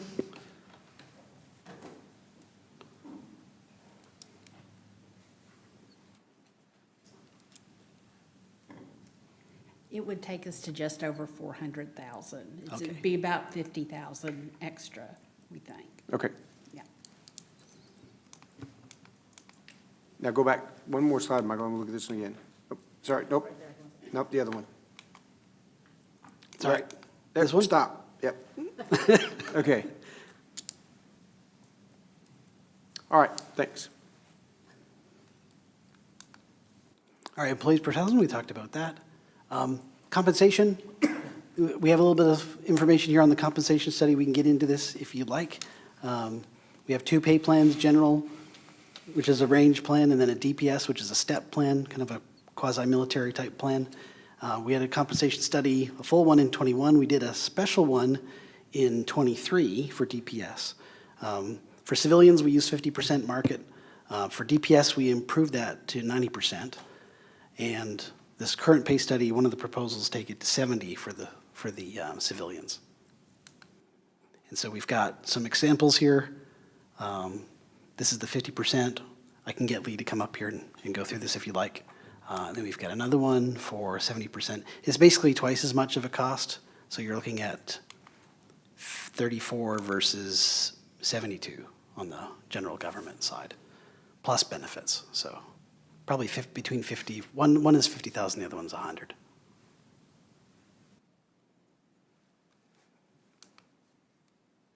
The other star of the show is road maintenance. So continuing to march up road maintenance as the system gets larger, costs increase, and we want to march toward getting that level of essentially readiness to where Scott is. I would love for Scott to come to me at some point and say, I can't spend any more money on maintenance. And I'd say, have you crack sealed every crack in the city? And he says, yes, I can't do any more. So it'll probably be a while since, I don't think, it might take us a few more years to get there. However, we want to try and make a substantial improvement in road maintenance. The city's been good about moving that up little by little over the last little. So this is a proposal. We would actually raise our contracted transfer. So that's the transfer out that you saw. And so that would go to contracts for asphalt and concrete work. We would take it up to $2 million a year. And we do have internal forces. We have a couple people now. And we've looked at different ways that we can do things cheaper. There's ways that we can do it cheaper than the contract, and we've kind of started doing some of that. So we spend about $500,000 in the street department doing our own stuff. So about $2.5 million is our current street budget. Garbage rate. This is another little bit of bad news. Our contract works on the CPIU for the Dallas-Fort Worth area for specifically garbage contracts, so it's pretty standard, yeah. So they're at 6. We had estimated between 3 to 5%. They're at about 6, and so you can see the impact for the residential customers, $1.25 per month. When is this contract up? We have an option to renew that is about to come up. So we can renew or extend for 3 more, extend for 3, we can do a 3-year extension, or we can go to bid. So that decision is coming up quick. How long will we need before we would know if we wanted to go to bid? We've pretty well got to decide if we're going to go to bid. What do you think, Scott? Next yep, maybe at the latest. So people have had mixed results of listening to some different city managers and talk about their trash bids. Some people save money, some people don't. Some people, it costs them a lot. I think Rockwall's went up. I don't know about saving money, but the level of service seems to be going down and the price seems to be going up. So I don't know if that's the same around the city, but I've seen a lot of complaints about missed pickups, just refusing to pick up. I sent you a video of today. Yes, yeah, yeah, we've had some operational issues that seem they come in waves. Entire blocks, yeah, they were entire blocks. They would get one side of the street and say a truck blocked me. I couldn't get the other side, and that's happened a few times in different neighborhoods. And we may also want to look at if we don't extend, if we want to offer different levels of service. So as we've got more and more mature trees, we get more and more calls, especially during weather events. Hey, come get all this debris that I've just placed on the curb, and then we tell them you have to cut it into 4-foot lengths and rope it, and it's entire. But we certainly can put this block. on a future agenda to discuss. Right. Oh, right. So I'm getting too detailed. All right. So yeah, we may want to change our services as well. So that would require an RFP process. Thanks. Water and sewer, good news. We're in good shape, we think. We think that's going to hold. We don't have the final results yet, but we're anticipating, according to our budget, we're in great shape for water and sewer. We are going to be working on a new contract, which should be more advantageous to the city of Fayette. We will see. We think it will be. So we'll be bringing that in the next, and that's regarding the Customer Cities Coalition work that we've been working on the last 3 years. So hopefully the contract that we did for Pump Station 3 is good. It was better than the old one, and we're hoping this one's going to be better as well. But they are raising the price every year pretty significantly, which is kind of the biggest issue long term with the water rates is they're raising, and they're going after some big supplies. I've forwarded you some different articles about the capital costs in the water district. Okay, this is also a controversial piece, but we have a slide for this, and then, of course, we have a separate action item, but the child safety fee allocation. We've decided to, and this is just proposal, you all can change this if you like, but we proposed leaving Meals on Wheels funding level. They did not ask for an increase. This is the amount of funds they received last year for this particular budget. And so the general fund would still have a little bit of Meals on Wheels. The reasoning there is we have quite a bit of joint operations with them as far as our senior center program. They provide staffing, they provide meals. The food for the actual program is provided through Meals on Wheels, and there's a lot of activity on both sides that we're doing there. And we can't fund it. We could not fund that with the new, what we call the sticker revenue. So we have the child safety fee, and so our proposal is that the other 4 nonprofits, the Children's Advocacy Center, Lone Star CASA, Boys and Girls Club, and Women in Need all fall under the authorization for the new county fee. So we all pay $1.50 on our registration. If you register your car in Rockwall County, you pay $1.50. It goes to the county. The county takes a small administrative fee, sends the money to the cities based on the geographic GIS and wherever it was registered for the address. And so the city gets that money. We would then propose, and we had a small committee that worked on this, Chief, myself, Vicki, and Omar, and looked at how much we use these different services and then what the impact we think would be the community, and this is kind of the draft we came up with. We've held all of the fiscal year 25 money. We did give out 2 quarters of fiscal year 24 to the CAC, but fiscal 25, we held it all. We would plan to start distributing whatever's in the fund in October based on the allocation, and then every quarter we'll go ahead and distribute to them. There is Children's Advocacy Center, depending if you looked at, they were getting all the fee, but now they're getting a portion of it. They should be fairly level. They'll be larger than they were, let's say, 2 years ago. There would be slight cuts to the other nonprofits. So Lone Star, Boys and Girls Club, and Women in Need will all see small cuts. I think we're talking about a few $1,000s here and there, but we think that we think that hopefully addresses some of the concerns that we had about tax money going to certain nonprofits. Are any of the presidents of these organizations going to be coming back to give presentations before we decide? We had not planned, I know we had talked a little bit about that. We had not planned on that just because the budget process is moving so quickly, but if you'd like, we could punt the resolution and have them come back, or we could vote on it. I would love to be able to ask some questions of some of the organization heads, if that's okay. Sure, so you have, on your next agenda item, there's a resolution to distribute the, essentially the funding mix based on this on. So if you wanted to approve that, you could do that, or if you wanted to, we could schedule it for the next meeting, perhaps in August, and then bring it back. Okay. So not a rush, because we have until the fiscal year starts. Okay. I did want to say more about the distribution of the child safety fee, but I see we've got agenda item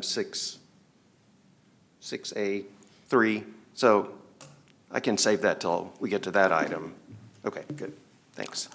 I was going to ask a quick question on the percentages of the CAC getting 60% of that. How was that originally come up with, or did it just kind of work its way there? Was that proposed that way, or did it just wind up that way? Because I noticed that the allotment had gone up Chief, do you want to talk about that dramatically. one? I know that was, there's a lot we talked about in our small group about how much they contribute and how much we work with them. The CAC is the organization that we deal with directly on a regular basis, probably more than once a week. And so since that was an organization that we actually deal with some of our investigations, is that we put that on a higher priority because they do directly affect us and help us do forensic interviews and things like that. And so that's where we put that, that was actually my recommendation, put that percentage at that point. Yeah, I toured them on Saturday morning.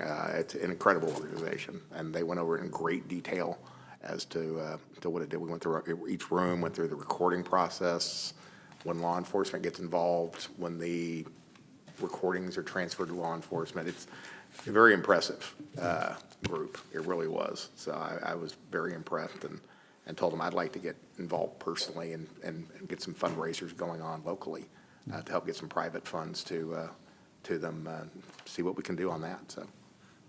I have a question for you, Chief. I'm going to try to, I don't know how to say this correctly. So there's a fundraiser that happens with the CIC every September. It's Bubbles and Bags, I believe. My question is, do we know if any of our FATE first responders are going to be performing at that?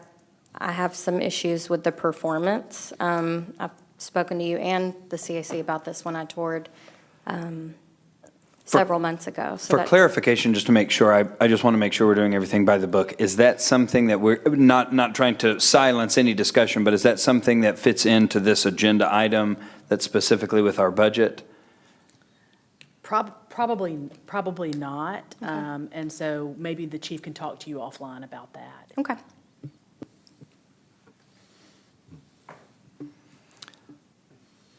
Okay, any other questions? Okay.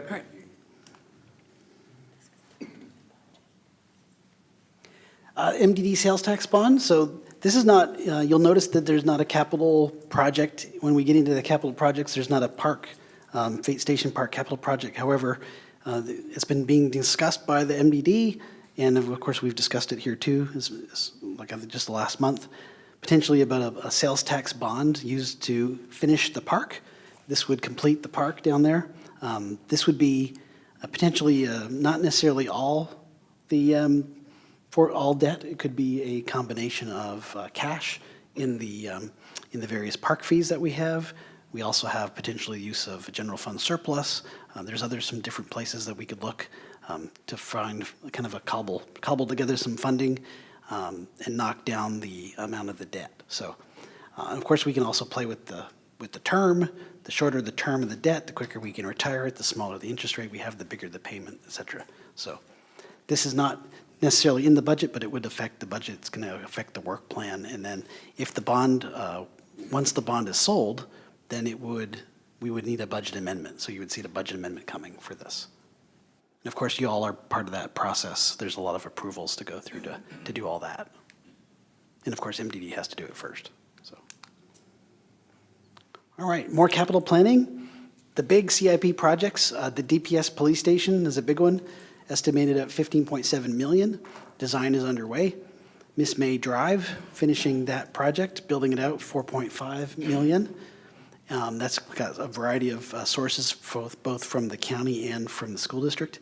And then the fire station, the South Side remodel, to put the South Side station in action, about $1.5 million. We have a balance in the road bond from 2021 road bond we'd like to spend this year. We can't hold bond funds very long or else we get in trouble from IRS. So we'd like to go ahead and use some of that. I think we're thinking maybe perhaps a downtown road as far as facilitating some redevelopment in downtown.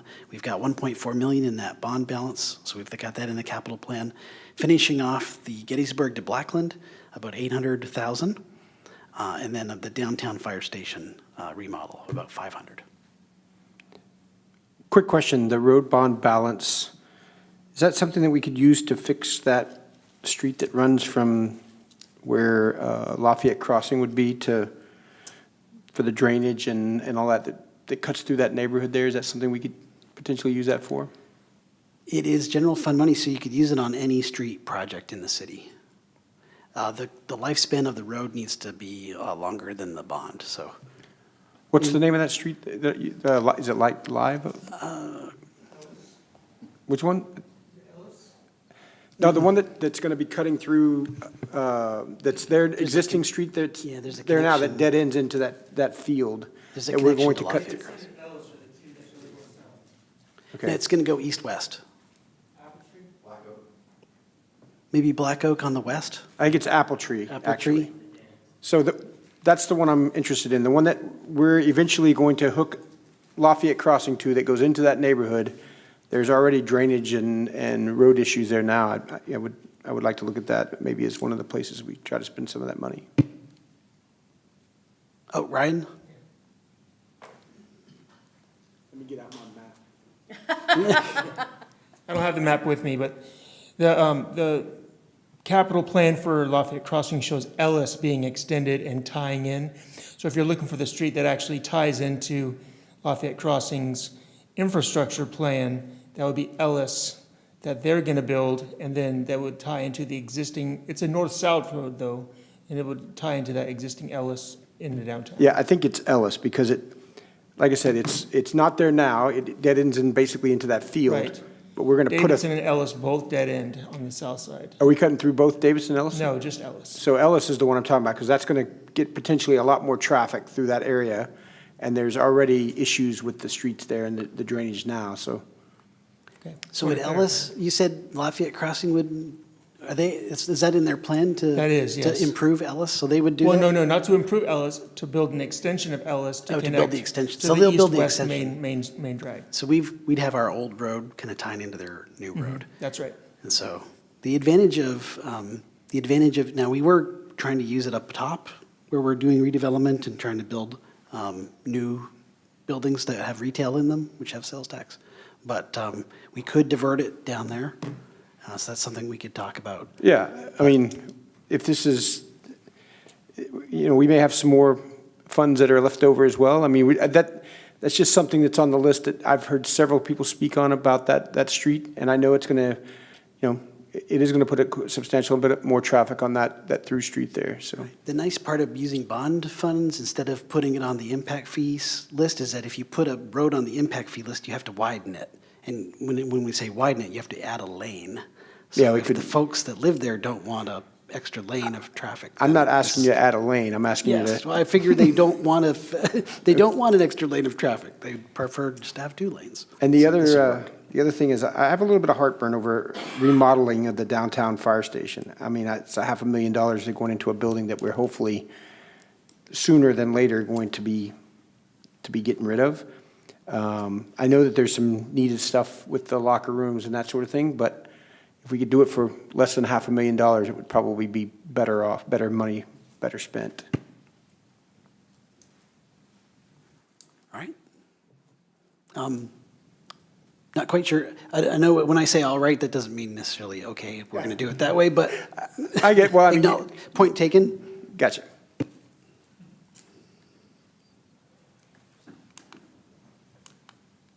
Okay, so action for tonight.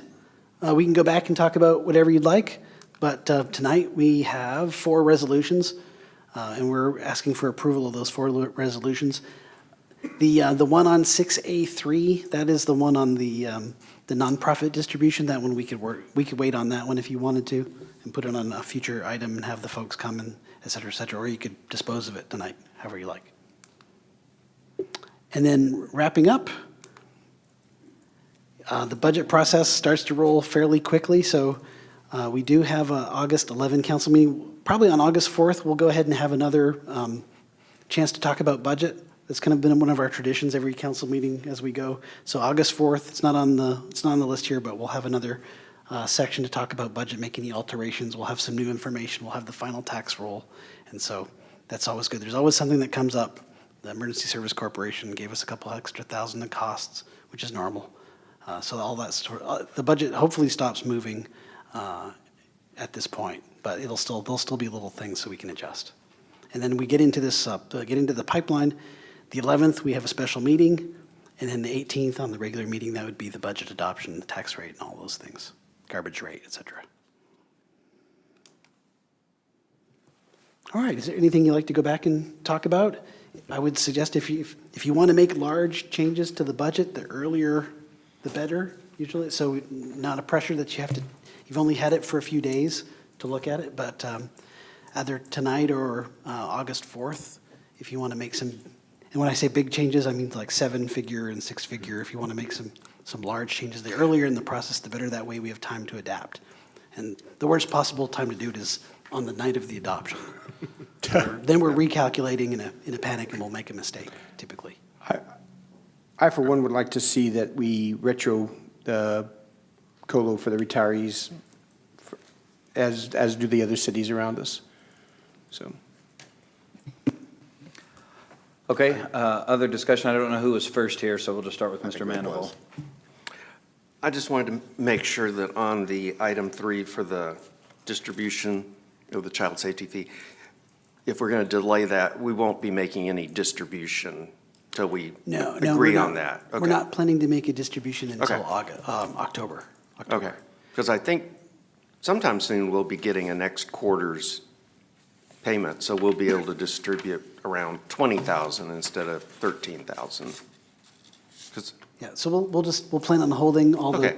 25 money it'll until. be an extra nice present. Yes. Yes, okay. Did y'all want to talk about and debate or discuss Mark's Mr. Harper's suggestion about the retroactive? And any suggestions for revenue or other cuts to pay for that? My thought 40,000? would be to understand the number of employees that would impact before doing that, just to have a hard number. If it's one thing. If we've got a half dozen people out there that maybe from a previous generation of whatever, let's understand that number and what that impact is. I think we can we can dive into the number. We have it. Okay. So we can bring that back for the 4th. And I'd like to bring up, I know it's going to come up here on item B2, but you said bring them up now. Last year on August the 12th, we were reallocating monies that we had during the surplus. We had a $2 million surplus, and 25% of that was set aside for a lawsuit that's probably, not going to happen. I'd like to move those funds to get us to the de minimis rate and take any overages that unspent monies that were. I'll give you an example. We're probably not going to spend all of the travel money for the council this year. If we had any left over and funds like that, we roll that over so we're maxing out at the no new revenue rate and hopefully do no new revenue ceiling or better. So.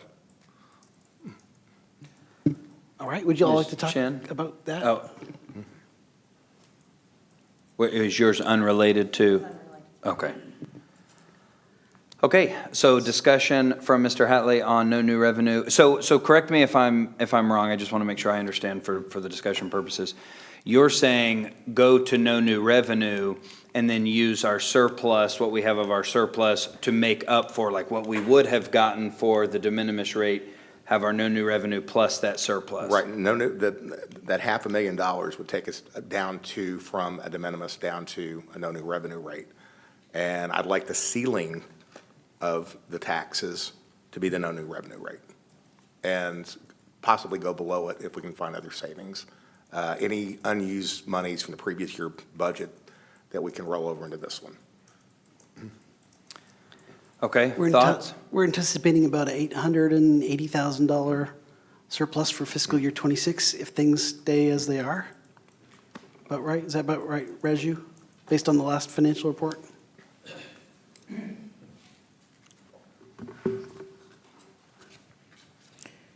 Yeah, based on my mayor and council, based on my good faith estimate as of 6:30, if everything goes well the way it is now, we will end up with about $1.5 million, FY26. So we could do this without making any cuts to operations at all. That's right. Okay. Yeah. Yeah, there's different. But there are 3 more months in fiscal year 25. So a lot of things can happen in the corporate quarter. Exactly. As we know, but we're not going to be voting on this. We'll be voting on this in what, about 4 weeks? Well, actually, tonight you need to set the maximum tax rate, which could be unrelated to this. However, if there is a significant desire to go to the no new revenue, the quicker we know that, the better. But we can because do the need- ceiling tonight, and then we Yeah, can that's do no the- new that's revenue the or B2. better. Yeah, or better. Right. That's right. On that one. And then Okay. there's various, if you're gonna do no new revenue rate, there's various techniques to do that. I don't know if you ever want to get into a situation where you're budgeting carryover and then raising expenses, but there could be a way to effectively do that. Whether that's road, we had proposed an increase to the road funding. So you maybe leave that level, that transfer, and then you could instead take this, essentially the surplus. But would that be a cut? No, it'd be level. It'd be level funding. So you're instead of transferring extra money in 26, you just leave it the same number. And then what I would recommend is take the surplus, and then as we close the fiscal year, put all those monies into road maintenance. So essentially, we'd stock that. What does that do to the lawsuit money? That 500,000 that we set aside? Well, definitely, yeah, we wouldn't have. We still have fund. I mean, we still have fund balance in the general fund. Yeah, we still have the fund balance.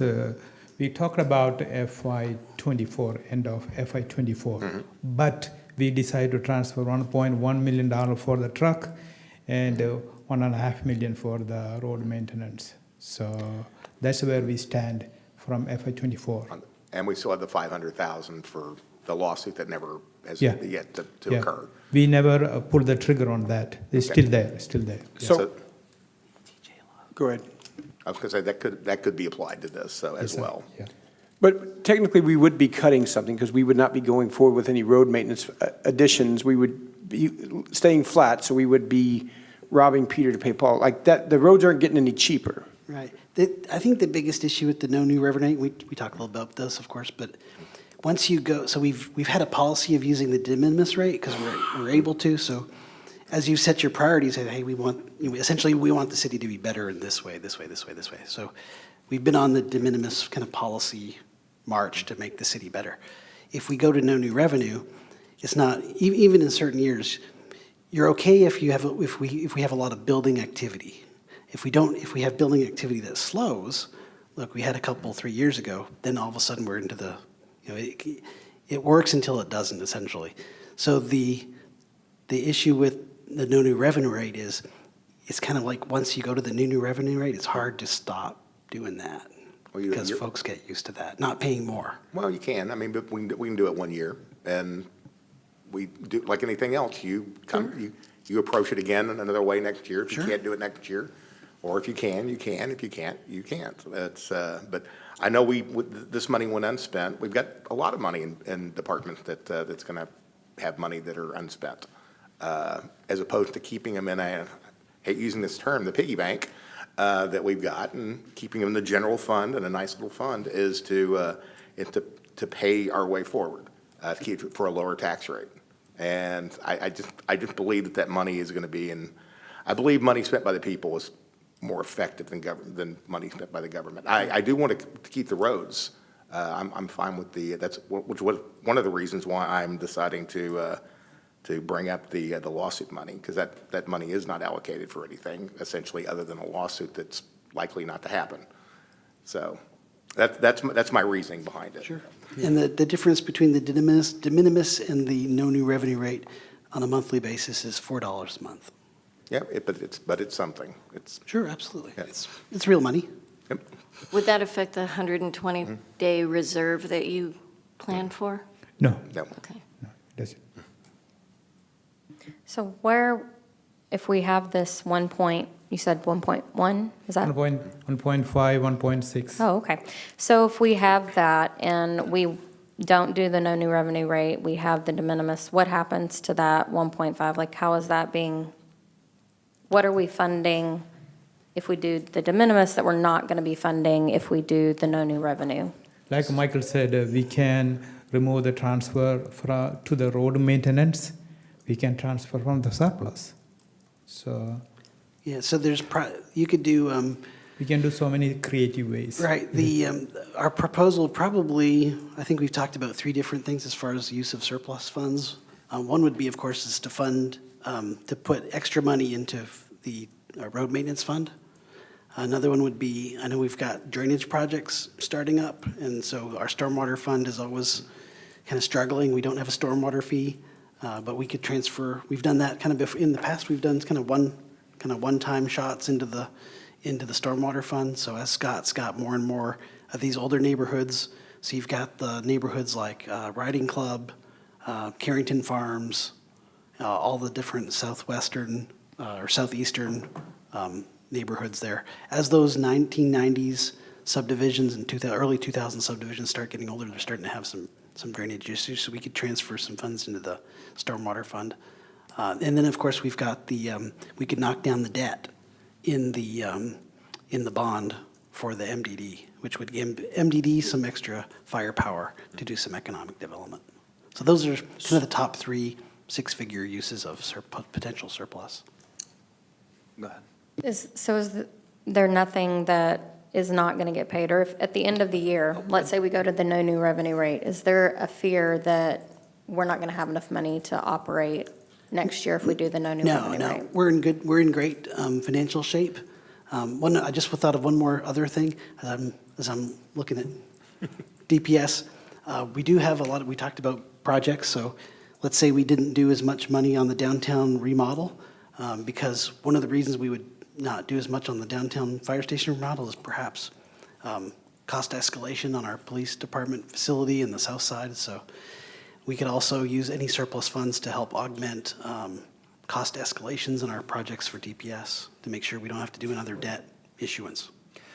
So when we say, so if we're looking at the 1.5 million, when we say things like we could do this, we could do that, what does that practically look like in the sense of, is it we would pass the, assuming we end up with that 1.5 million, which would have meant we went with the de minimis rate, we pass the budget, and then at another, is it another agenda item where we say, all right, everyone, we have that 1.5 million? Because I love the idea, and I think it would be a good conversation to have on, hey, do we want to put this money in road maintenance? Because everybody needs roads, that's a county-wide problem, so maybe that would be good to have, or the DPS-related thing, or all these other things that are great. It starts to seem to me like it's the, and maybe to Mr. Hatley's point, it kind of seems like, well, what are we actually going to do with it? So would that be a very strategic, we would have a meeting on it and we would actually get to discuss, hey, we have this opportunity here, what do we do specifically with just that aspect? Yeah, historically we come back with, give you the council different options. Okay. 3, 4, 5 different options. And so we could even, presumably, we could give some direction on, like, here are the top 3 or 4 things we'd like to see with it. You guys could work on that and bring us some proposals? Yes, sir. Okay, perfect. Yeah. Okay, thank you. Mr. Kelly? So here, just to put tangible numbers as opposed to, I think more in terms of big dollars as opposed to tenths of basis points on the cents. What is the financial, so if I remember correct from our last conversation, the difference between the no new revenue and the de minimis is about $1.2 million. Is that? Teresa, are we down to about 500 now? I think 500,000. About 500? 500,000, We yeah. think we're down to about 500. 500 between the no new revenue and the de minimis? Yes. Yes. So then a feasible option if we wanted to do that would be, and would be to take $500,000 of the surplus and pre-fund roads and not do the budget increase. The longer term effect to that though, and we have to think about the longer term effect, is we're not always going to have surpluses. Are we going to be able to increase that road maintenance fund next year, 2 years down the road? There's the one-time effect now, but next year when next year's council's having the same conversation, the request is going to come in to increase the road maintenance fund again. Is it better to start off with a $2 million fund versus a $1.5 million fund? It's a philosophical deal, but it's not, it's a 10, 20-year question, not just something we do this year. So, because one of the concerns I have, and Michael and I talked about this last week, is we're increasing our road maintenance fund, and that's great. What we're not doing, we do a great job on the planning side of looking at the impact of cost on developments to us and understanding what our costs are, especially road replacement costs. Something we're not talking about at all right now is funding road replacement costs down the road. And we're going to have serious, not us, because none of us will be on this council in 10 years. But we're leaving a hickey for future councils as it relates to figuring out how to fund road replacement costs down the road, because we're not setting any money aside for that now too.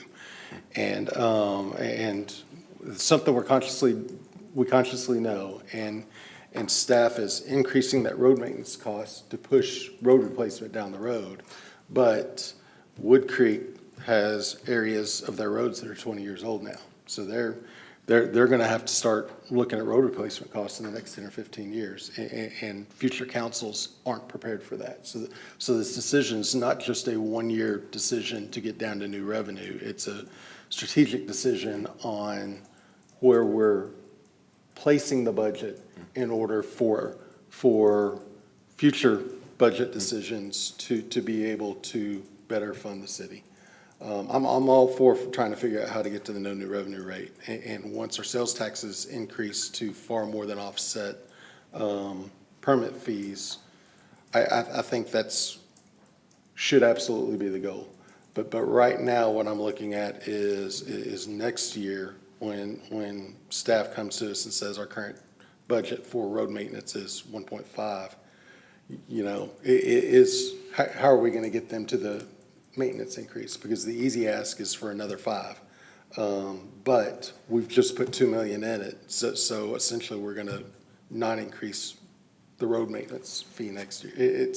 It's a philosophical issue. I understand it. I'm okay if we want to get there, but we absolutely have to understand the consequences of doing that and not preparing ourselves and preparing the town in 10 years for the funding that it needs for the serious conversations like street replacement and things like that, whereas street repair is going to become street replacement at some point. But if we're not saving for that at some point, we're really short-sighting what we need to do for the future of the fate, and not just now. It's an easy campaign deal just to say, I brought in the no new revenue deal right now. It's a great thing to say. I like that for somebody that may have to run for office in a year or two. But from a realistic, practical standpoint, we want to make sure we are positioning ourselves financially in the best position for the next 20 years, and not just a one-year budget cycle. No, I understand what you're saying, and in my opinion, it should be every council's goal to hit a no new revenue rate. But there's other unspent funds there. We don't have Justin Weiss anymore. We've had a year without him. We've saved his entire salary for a year. There's other things and other areas. This $500,000 wasn't even being discussed until I brought it up.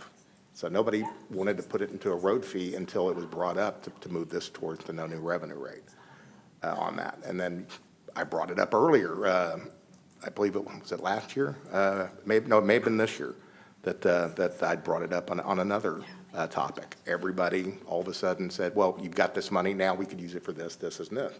But nobody's targeting it for those things. Like I said, yeah, I'm not touching the roads. Michael had mentioned that, we could flatten out the roads. I'm not even suggesting that. I'm not suggesting cutting one thing out of it. I'm fine with even the increase in the roads. This money is sitting in a bank account, not doing anything. It's not being used for what it was allocated for on August 12th of last year.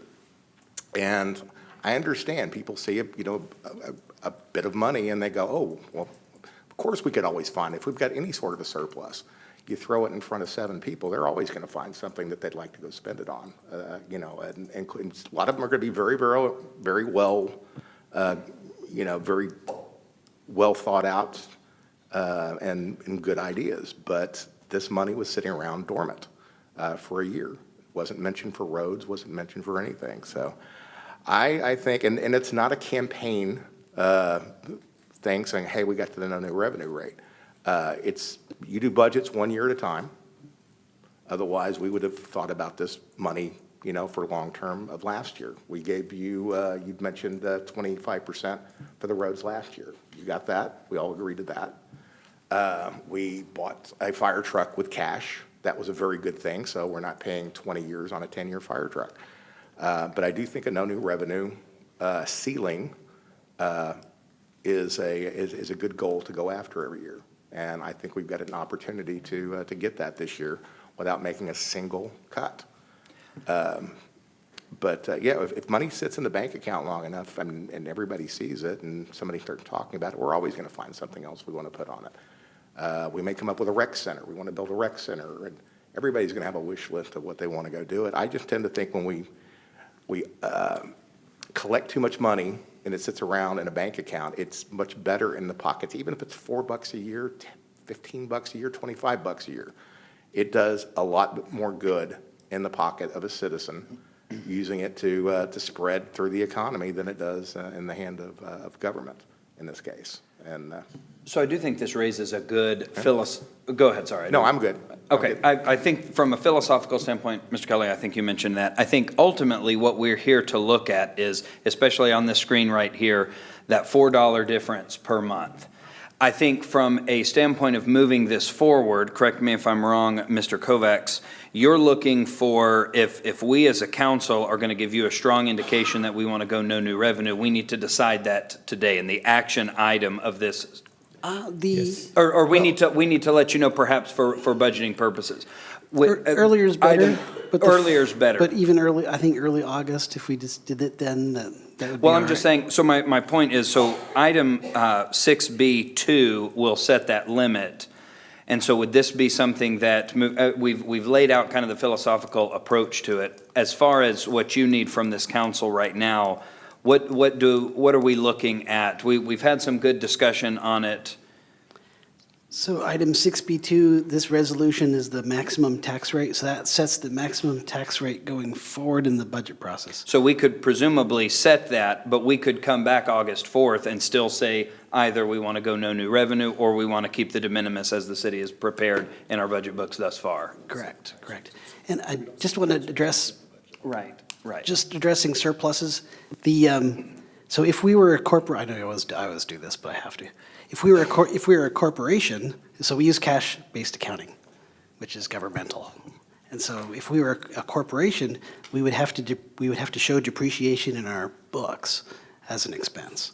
And so that expense is $2.875 million a year for the general fund alone. Okay, can you explain that a little bit? So that is more fully, please. Based on all the different assets we own. So this building we own, it's pushed in I think it's 40 or 50 years. It's in the depreciation schedule. So a portion, it was $8 million to put the building in, all in. And so over 40 years, $8 million. So it's $8 million divided by 40. That's the annual depreciation for this particular building. But then of course we own the entire road network. So you take the capital cost of the road when it went in, and then you apply 40 years as a straight line depreciation method. So if you're looking at, like the city have surpluses, it kind of does because we use cash basis, but we don't fund, like Councilman Kelly was talking about, we don't fund depreciation accounts that we have money ready to replace capital products. And it gets even scarier because if you take the road replacement plan and you look at the $955 million over 40 years that we have to figure out how to come up with, that comes to almost $23.9 million per year in road reconstruction costs, which is more than the entire general fund. So I was at a meeting last week of different city managers in the Metroplex, and I could see a pattern. They were talking about their budgets. And I could see a clear pattern with some of these cities that the cities that were growing, like Fate, we're in good shape. There's some other cities that were doing some significant business and redevelopment work, and they were in pretty good shape. So if you're growing, you're okay. Cities that had kind of leveled out and were starting to get older, they were built out essentially. There was no more place for them to grow. They weren't redeveloping. They were doing some smart stuff. There's still places like Arlington has got fantastic entertainment areas. They were doing a lot of really cool stuff, but you could kind of see as they got older, them starting to come down, and they were Mesquite was probably one of the most bleak financial places at this point.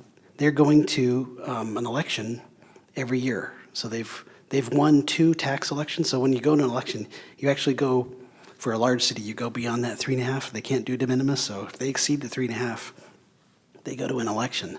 And so Mesquite's going to an election every year. Their plan is to go to an election until the public stops voting for it.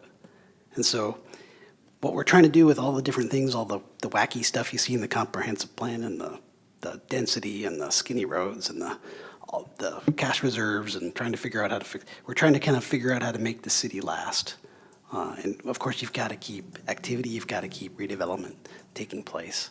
But there's huge reconstruction costs for roads coming, apart from the regular issues that we deal with. So just keeping all that in mind. So our plan was to start marching toward that, when Scott finally says, I can't spend any more money on maintenance, everything's maintained to the point where we're super happy with it. Now at that point, we keep ratcheting up those savings. So now we start putting money aside for road reconstruction. And we can't save $23 million a year. We can't. It's too much.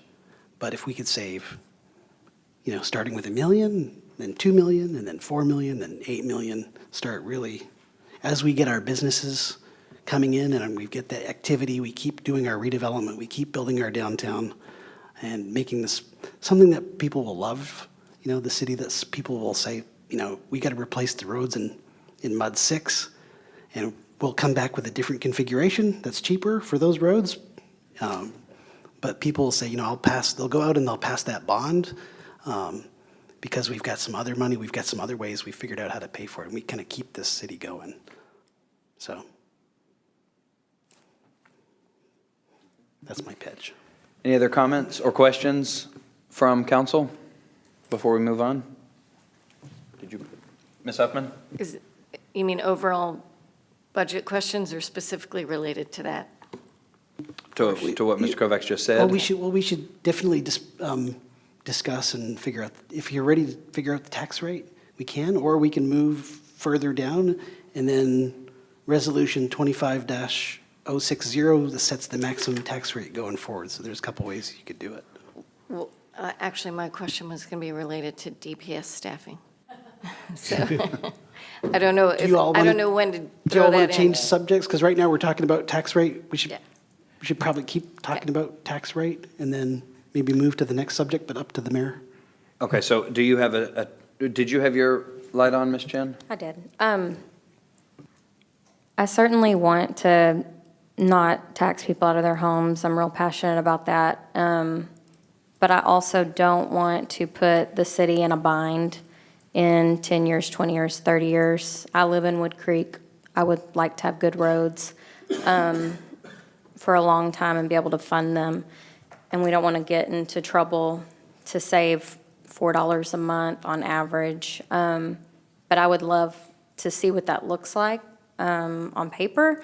But I wouldn't be comfortable tonight saying that the ceiling needs to be the no new revenue rate, just because I feel like I need more time to look and see what that actually looks like practically. I would be fine to look into it because I would love to be able to lower the taxes, but I want to make sure that we have enough time to look that over and see what that actually looks like on paper. Okay. Other members of council? I think Martha's question's fine right now because we're still talking about the budget. I mean, we're in the tax rate part of it, but we're still on that first item of the budget. Okay. Well, and it's hard not to increase the tax rate when we've got the DPS bond factored into it. So, but back to Mr. Robbins' question about the difference in staffing between fire and police. Maybe I missed that in all the paperwork that I've received, but is there like a per capita staffing number that you look at for each of those departments? And why are we increasing fire and not police? But I know you have the grant that you're working on too, so. Right, Chief, do you want to talk a little bit more about the way we're staffing fire and police?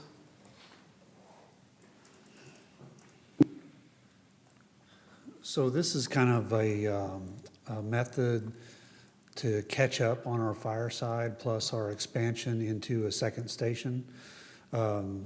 Just a few years ago, all of our personnel were cross-trained fire and police. And when we changed over from, we were like, for example, just 4 years ago, we would have 4 people on duty. One of those persons would be in the fire station. And so that meant we had 3 police officers on duty. And as we added staffing, we still continued to maintain 1 person in the fire station, even though the guys on patrol were firemen if they were available to go to a fire. Well, after we started looking at our staffing models and to look at how to hire police officers, because we were in a crunch, then we were looking at, okay, well, maybe we start hiring single cert people for both sides. Well, we got pretty far behind on the fire side from when we lost PSOs, and we would hire just a police officer. Well, now we also lost a fireman, and so we're trying to replace that. We got pretty low on our fire side, and so today we have 5 officers on duty as our max staffing per day, and we have 3 firefighters on duty currently as our max staffing. And so that's where it got confusing when we had that one guy in the fire station. We split.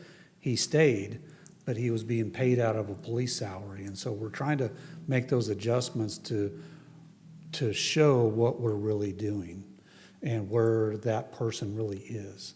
And so that's where we're trying to unmuddy some of those waters of public safety life, I guess, and because it is very confusing being a policeman one minute, a fireman another, and then trying to manage that and make a budget to reflect that. And so we've tried to separate that a lot, and every year we take another step forward in separating those two. So that's kind of where Mr. Robbins' question came out, is we didn't reduce our police staff. We have 5 people as our maximum police staffing per day. What we did is we accounted for that guy in the fire station to stay in the fire station. But on paper, we just started paying him a different account, is what we're actually doing. And so 5 and 3 is where we're at every day, or is our max staffing every day. Was there another part of that I missed? Plus, we've got command staff. Plus, yeah, and so And detectives. all of our command staff and our detectives and the ones that have been here for several years are all triple trained and things like that. And so even, back in the back, our security for this evening, Jordan Pope, was one of our longtime PSOs that quit us to go part-time for his family business. And, so losing that lost us a firefighter also. And so we're trying to glue that back together in a little bit different format. Was there another part of your question? Okay. I get lost in myself. And just to confirm on that, with the way the budget's written today, being proposed right now, there will be a minimum of net 3 new FTE and DPS, either through. Either 12 or 3, yes. 3 minimum, possibly 12. Possibly. So just confirming that number. Correct. We are Are planning they to going to add be 3 fire, though, not police? Is that correct? They'll be Yes, fire. firefighters. My question, Chief, is to you is, do you need more on the police side, or is what you have now good? That was part of the question. So I'm glad you asked that. So our staffing actually comes from, there's an FBI staffing, and then there's ICMA staffing, and the thing that we look at is what's our call volume, what's our call load. And so right now we do really good and it's made us feel a lot better with full staffing. I finally get to say that after a bunch of years, that it's, now we have 5 people that are dedicated and not have to go, oh, there's a fire over here, I gotta do that too, or I need to take these people and do something else. They're dedicated personnel. And so our call volumes are managed very well on our police side currently. And we're gonna work really hard to keep our crime rates down and things like that and do better. And so that's what it's related to, is our call volumes and crime. And the same on the fire side too, is our fire call volumes, and That's been going up more than anything lately, is our fire call volume, probably because of the interstate, if anybody's driven out there. And so those are increasing on us right now. Plus, we're looking to add that second fire station that we will need to staff. Because quite honestly, 3 people aren't gonna staff another whole building, of 3 shifts. And so that's something we have to look at in the future. So one additional thing, I know that there was a point where if there was a fire in Royce City, we had 0 coverage in our city for a little bit while we helped them. Is that still the case, or have we? Yeah, it is still the case, because we're staffing 1 apparatus.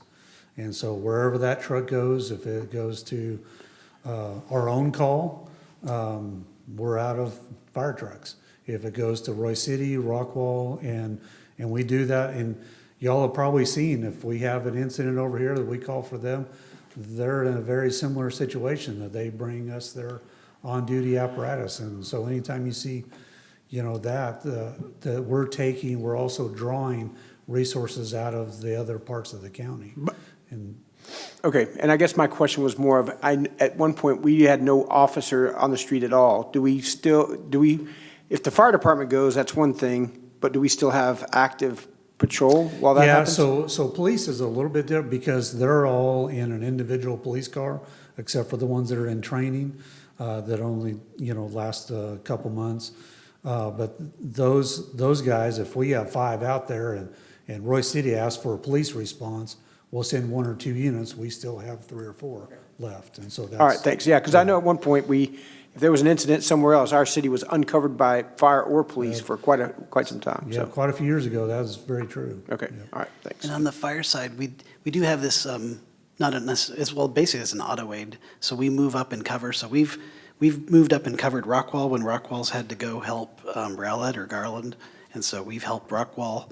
At one point during the tornado a few years ago, the City of Fate engine was it for Rockwall and Fate. And then Royce City moved up. So Yeah. we move up and cover one another. And so on that point, that when we had our apartment fire, there was 11 only 1 departments? fire truck in the county at that time as well. Yeah, what was that, 9 or 11 departments came to that one? 11, yeah. So we all work well together and cover each other. All right, thanks, Chief. Anything else, Ms. Huffman? All right. Okay, any other discussion on this before we move on to our next agenda item? Okay.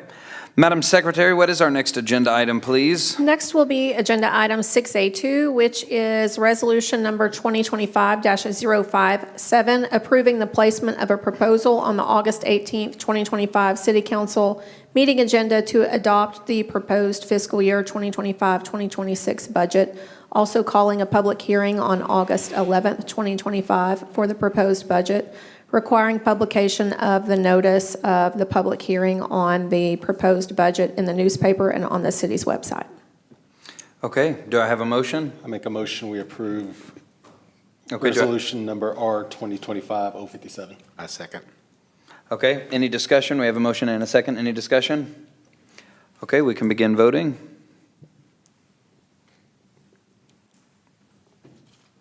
Motion passes 7-0. Thank you. What's our next item, please?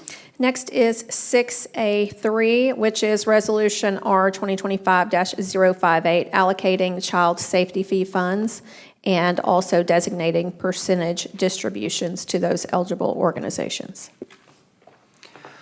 Okay, so here, based on Ms. Chen's earlier comment, would this be an appropriate time to bring up her question, what she was bringing up, or would that be something that we would need to look at outside of a council meeting, and so just postponing the So I don't know, motion? I don't know that I fully understand the question, because we kind of stopped it early, but if it's other than the allocation, then it may be better for us to post for it more particularly at the next meeting, if y'all wanted to move this off to the next meeting. Okay. Cody, do you have any other thoughts on that, or Ms. Chen, do you have any other thoughts? Well, I don't know what I'm allowed to talk about.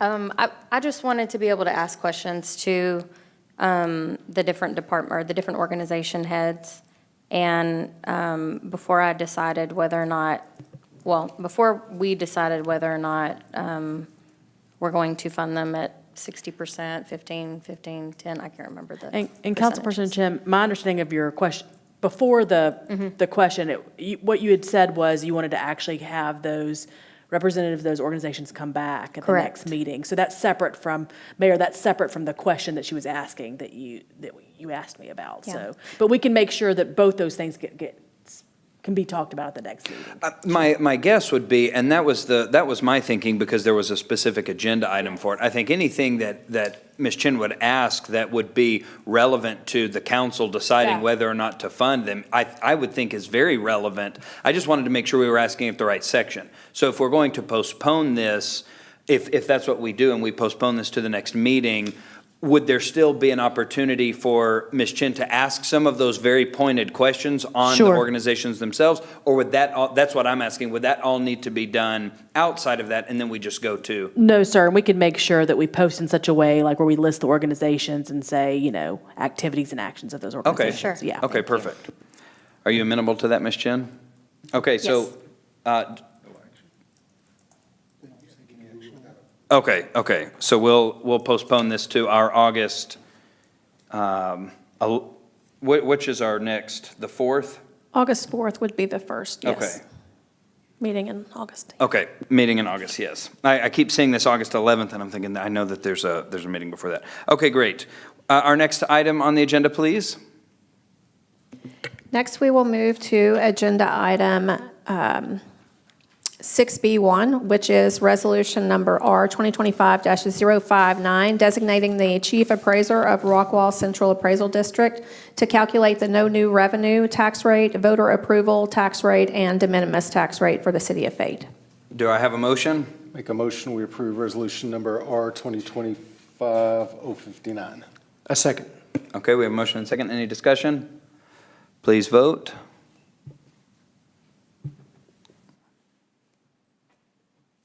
Motion passes 7-0. Thank you. Next item, please. Next is 6B2, which is Resolution R 2025-060, setting a maximum tax rate that the city will consider, approving the placement of a proposal on the August 18th council meeting to adopt the 2025 tax year property tax rate that will exceed the no new revenue tax rate and voter approval tax rate, but does not exceed the de minimis tax rate for the city of Fate, Texas, for the fiscal year beginning October 1, 2025, and ending September 30th, 2026, calling a public hearing on the proposed tax rate to be held at the August 18th council meeting at 6 p.m., requiring publication of the notice of the 2025 tax year proposed tax rate in the newspaper and posting on the city website. Okay, Mr. Harper. I make a motion that we approve resolution number R-2025-060.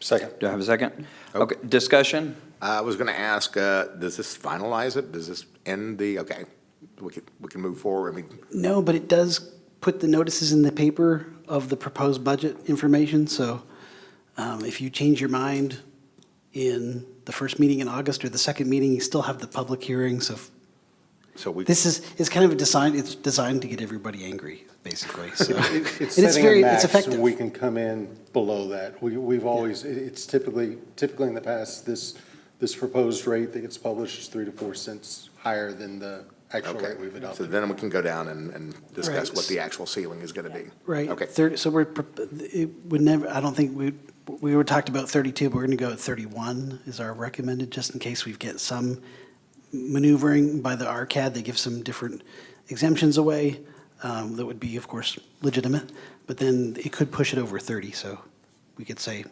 30, I think 31, we're pretty safe. Okay, did you second? A second. Okay. Any other discussion? We do have a motion and a second. Any other discussion? All right, let's vote, please. Motion passes 7-0.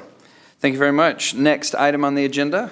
Next is item 7, which is mayor, council, and city manager reports.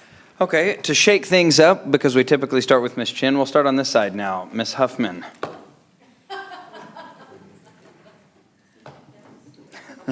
Well, I'm not very prepared, but it seemed like a really good discussion this evening, and thank you for all the input from the department people in the city. Yeah, I'd like to thank the city staff for putting the budget and everything together. I also want to thank the DPS, as always. You guys do a phenomenal job. And I would like to send out some prayers to Fred Brown and his family. He runs Grub 30. I've met them several times. They're very, very good people.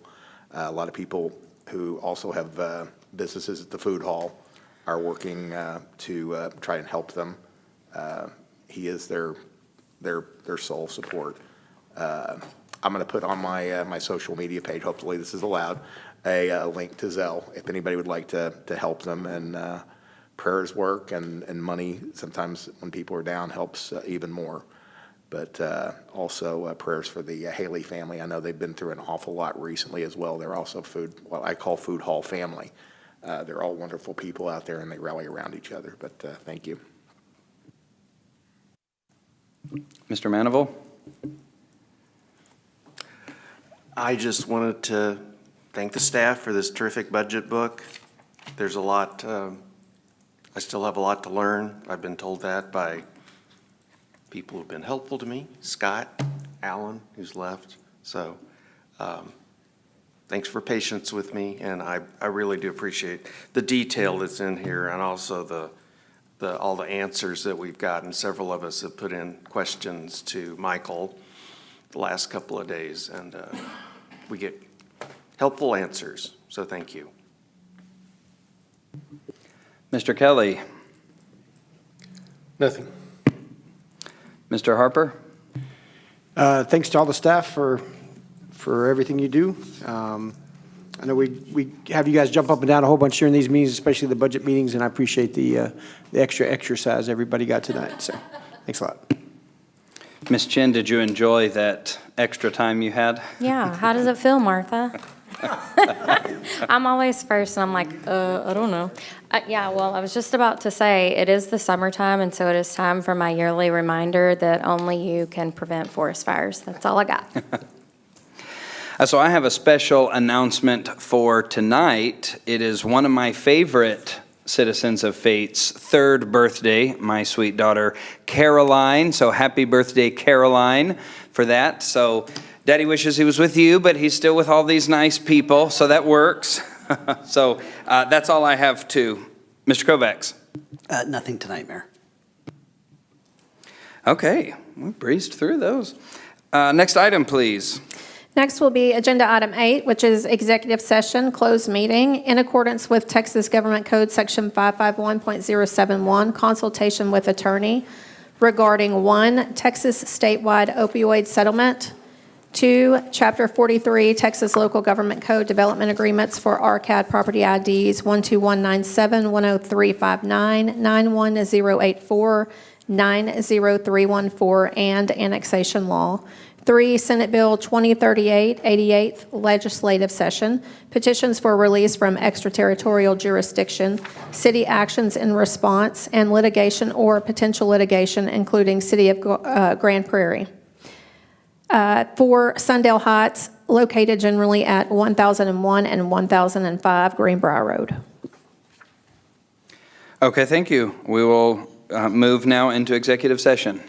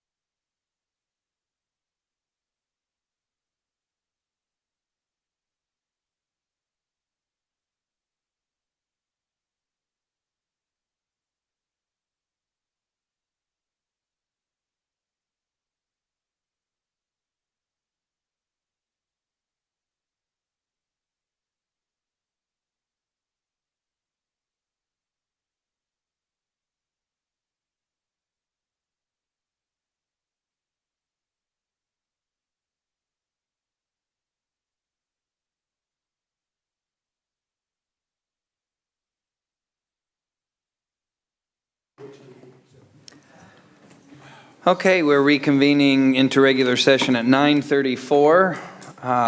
Ms. Vicky, what's the next item on our agenda, please? No action will be taken on items discussed in executive session, so item 10, adjournment. All right, do I have a motion? I move that we adjourn. Okay, do I have a I second? second. Okay, let's vote, please. Alrighty. And it passes 6 to 1 abstention. We are adjourned.